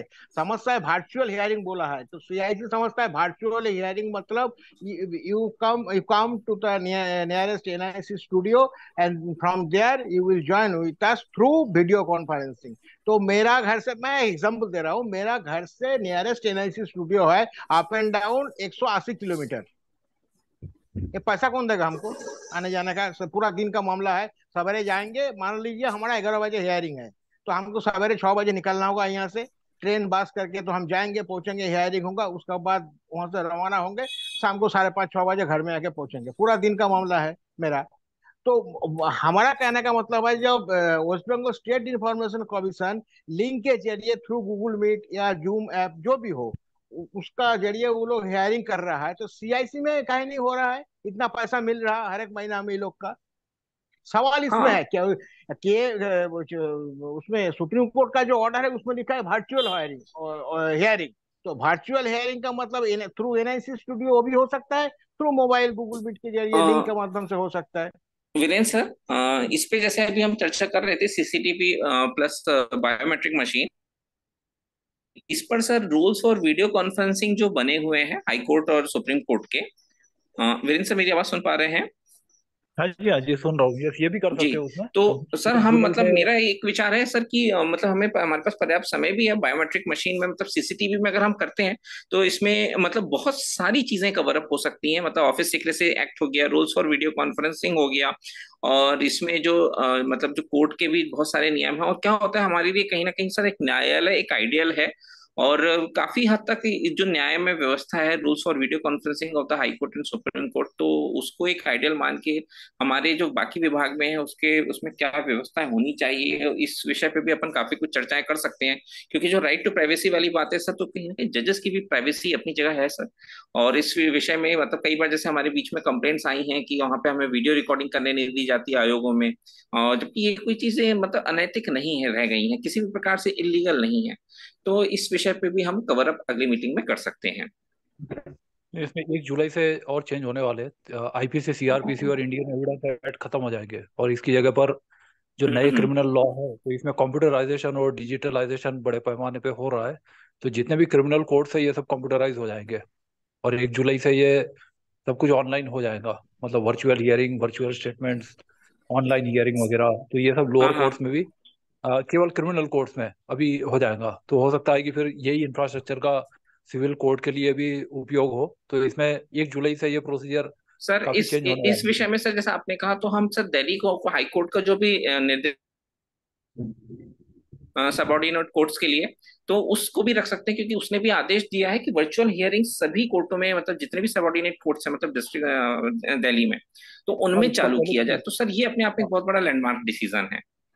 हाँ, वो ऐसा है कि पहले इस पर एक एपिसोड हो चुका है, और अलग अलग स्टेट में अलग अलग हाई कोर्ट कॉम्पिटेंट है। तो अपने अपने स्टेट में हाई कोर्ट लोअर कोर्ट्स के लिए चाहे तो कंपलसरी कर सकता है।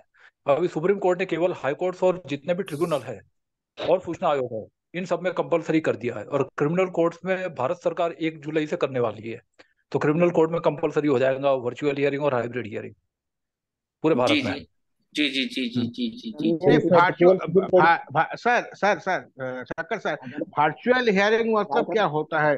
थ्रू गूगल मीट या जूम एप्लीकेशन, जैसे हम लोग अभी मीटिंग कर रहे हैं थ्रू जूम एप्लीकेशन से, तो इसको हम बोलेंगे वर्चुअल हियरिंग, ना इसको हम बोलेंगे हाइब्रिड हियरिंग? सर इसमें इस ऐसा विषय होता को भी हम बारीकी से समझ लेते हैं सर, कवर कर लेते हैं। है हाइब्रिड जो होता है, हाँ हाइब्रिड का मतलब कुछ वकील कोर्ट में खड़े हैं, कुछ लोग बाहर अच्छा से अपीयर हो रहे हैं, ये हाइब्रिड हो हाँ गया। कि अच्छा जैसे जज अपने ऑफिस में बैठा हुआ है, हाँ कोई विटनेस भी आया हुआ है वहां पे, हाँ तो कुछ लोग फिजिकली प्रेजेंट है, कुछ लोग वर्चुअली है। तो जो आ हाँ सकते हैं वो आ जाए, जो नहीं आते हैं वो वर्चुअली अपीयर हो जाए। इसको बोलते हैं हाइब्रिड हियरिंग। अच्छा मिलावट। हाँ, और वर्चुअल में ये होता है कि सबके सब दूर है, जैसे कि हम लोग जो है, तो इसमें हम्म कौन सी 2 लोग शायद ही पास पास बैठे हो, सब अलग अलग हम्म जगह से है, ये वर्चुअल है। है ना? ये तो एनआईसी का माध्यम से भी हो सकता है, जैसे सीआईसी करता है। हमारा कहने का मतलब है सीआईसी क्यों गूगल मीट या जूम एप्लीकेशन के तरह अब थ्रू नहीं करेगा? एक लिंक भेज देगा 7 दिन या 10 दिन पहले, एक लेटर के जरिए, जो फलाना डेट में आपका हियरिंग है, ये है लिंक, आप जुड़ जाइएगा आपका मोबाइल से। ये भी हो जाएगा, ये भी हो जाएगा धीरे धीरे, क्योंकि इसमें सर वर्चुअल मतलब ऑडियो नहीं, West audio Bengal government SIC में हो गया, बंगाल गवर्नमेंट के स्टेट इंफॉर्मेशन कमीशन में ऑलरेडी ये चल रहा है। मेरा ही हियरिंग है अगला महीना में एसआईसी में। हमको लिंक आ हाँ गया, ये सब 15 दिन पहले हमारा लिंक का लेटर आ गया कि आपका फलाना दिन इतना बजे लिंक के जरिए आप जुड़ जाइएगा, आपका हियरिंग का डेट टाइम लेटर में हाँ लिख दिया है साफ साफ। ये सब होने में टाइम लगता है। जैसे कि अब हमारा इंजीनियरिंग कॉलेज है, हम तो फर्स्ट अपील का भी शुरुआत हम तो वीडियो कॉन्फ्रेंसिंग से करते हैं। लेकिन हाँ अब कोई माध्यमिक विद्यालय है जहाँ पे कंप्यूटर ही नहीं है, या वो लोग नहीं कर सकते, या उनको उतनी जानकारी नहीं है कि गूगल मीट और ये जूम मीटिंग से वो करना है, तो कई बार वो लैक ऑफ एक्सपर्टाइज या ट्रेनिंग की वजह से भी लोग हेसिटेट करते हैं, और फिर ये विधि मान्य है या नहीं है इस बारे में भी डाउट होते हैं। तो ट्रेनिंग करना जरूरी है। अभी तो लाखों पुलिस नो, वालों को ट्रेनिंग किया जा रहा है। सर सीआईसी में तो ये बात नहीं चलता है ना, सीआईसी में एक्सपर्टीज नहीं है, वो लोग को ये इसका जानकारी नहीं है गूगल मीट या जूम एप्लीकेशन का बारे में। ये तो हो नहीं सकता, एक्सपर्टीज भी है, इंफ्रास्ट्रक्चर भी, सब कुछ है, ये नेग्लिजेंसी है सीआईसी का। हाँ, वो कर सकते हैं, वो सर करेंगे, इस वो विषय को कोऑर्डिनेट हम अभी कर मतलब रहे सीसीटीवी में, मतलब एक लाइन में कहा जाए तो सर सीसीटीवी आज की डेट में एक हेडिंग रह गई है, और उसके अंतर्गत बहुत सारी सब हेडिंग्स हो गई हैं, जिसके अंतर्गत हम इस विषय को ले सकते हैं अगली मीटिंग में। ठीक है, अगला मीटिंग में चलिए देखा जाएगा। है ना, एक काफी ब्रॉड वे में हम इसे बहुत सूक्ष्मता से कवर अप करते हुए कवर करेंगे। सब सभी रिस्पेक्टेड मेंबर्स का मीटिंग ज्वाइन करने के लिए बहुत बहुत धन्यवाद। वीरेंद्र सर का बहुत बहुत धन्यवाद। टैक्स इविजन पिटीशन, टीईपी जिसे हम शॉर्ट में कहते हैं, विभाग द्वारा यही कहा जाता है, इसके विषय में सर ने प्रेजेंटेशन दिया और हमें जानकारी दी टैक्स इविजन होता क्या है, किस तरह से इसकी प्रक्रिया होती है। कंक्लूजन में कहूंगा टैक्स इविजन पे फोकस करिए, बहुत बड़े स्तर पे ब्लैक मनी है, और इस विषय पे ना जो इनकम टैक्स विभाग है वो बहुत अच्छे से इस पे बहुत एक्टिवली वर्कआउट कर रहा है ना। मीटिंग ज्वाइन करने के लिए सभी का वंस अगेन बहुत बहुत धन्यवाद। अगले हफ्ते फिर से जुड़ेंगे इस मीटिंग में नए विषय के साथ में। सभी का बहुत बहुत धन्यवाद।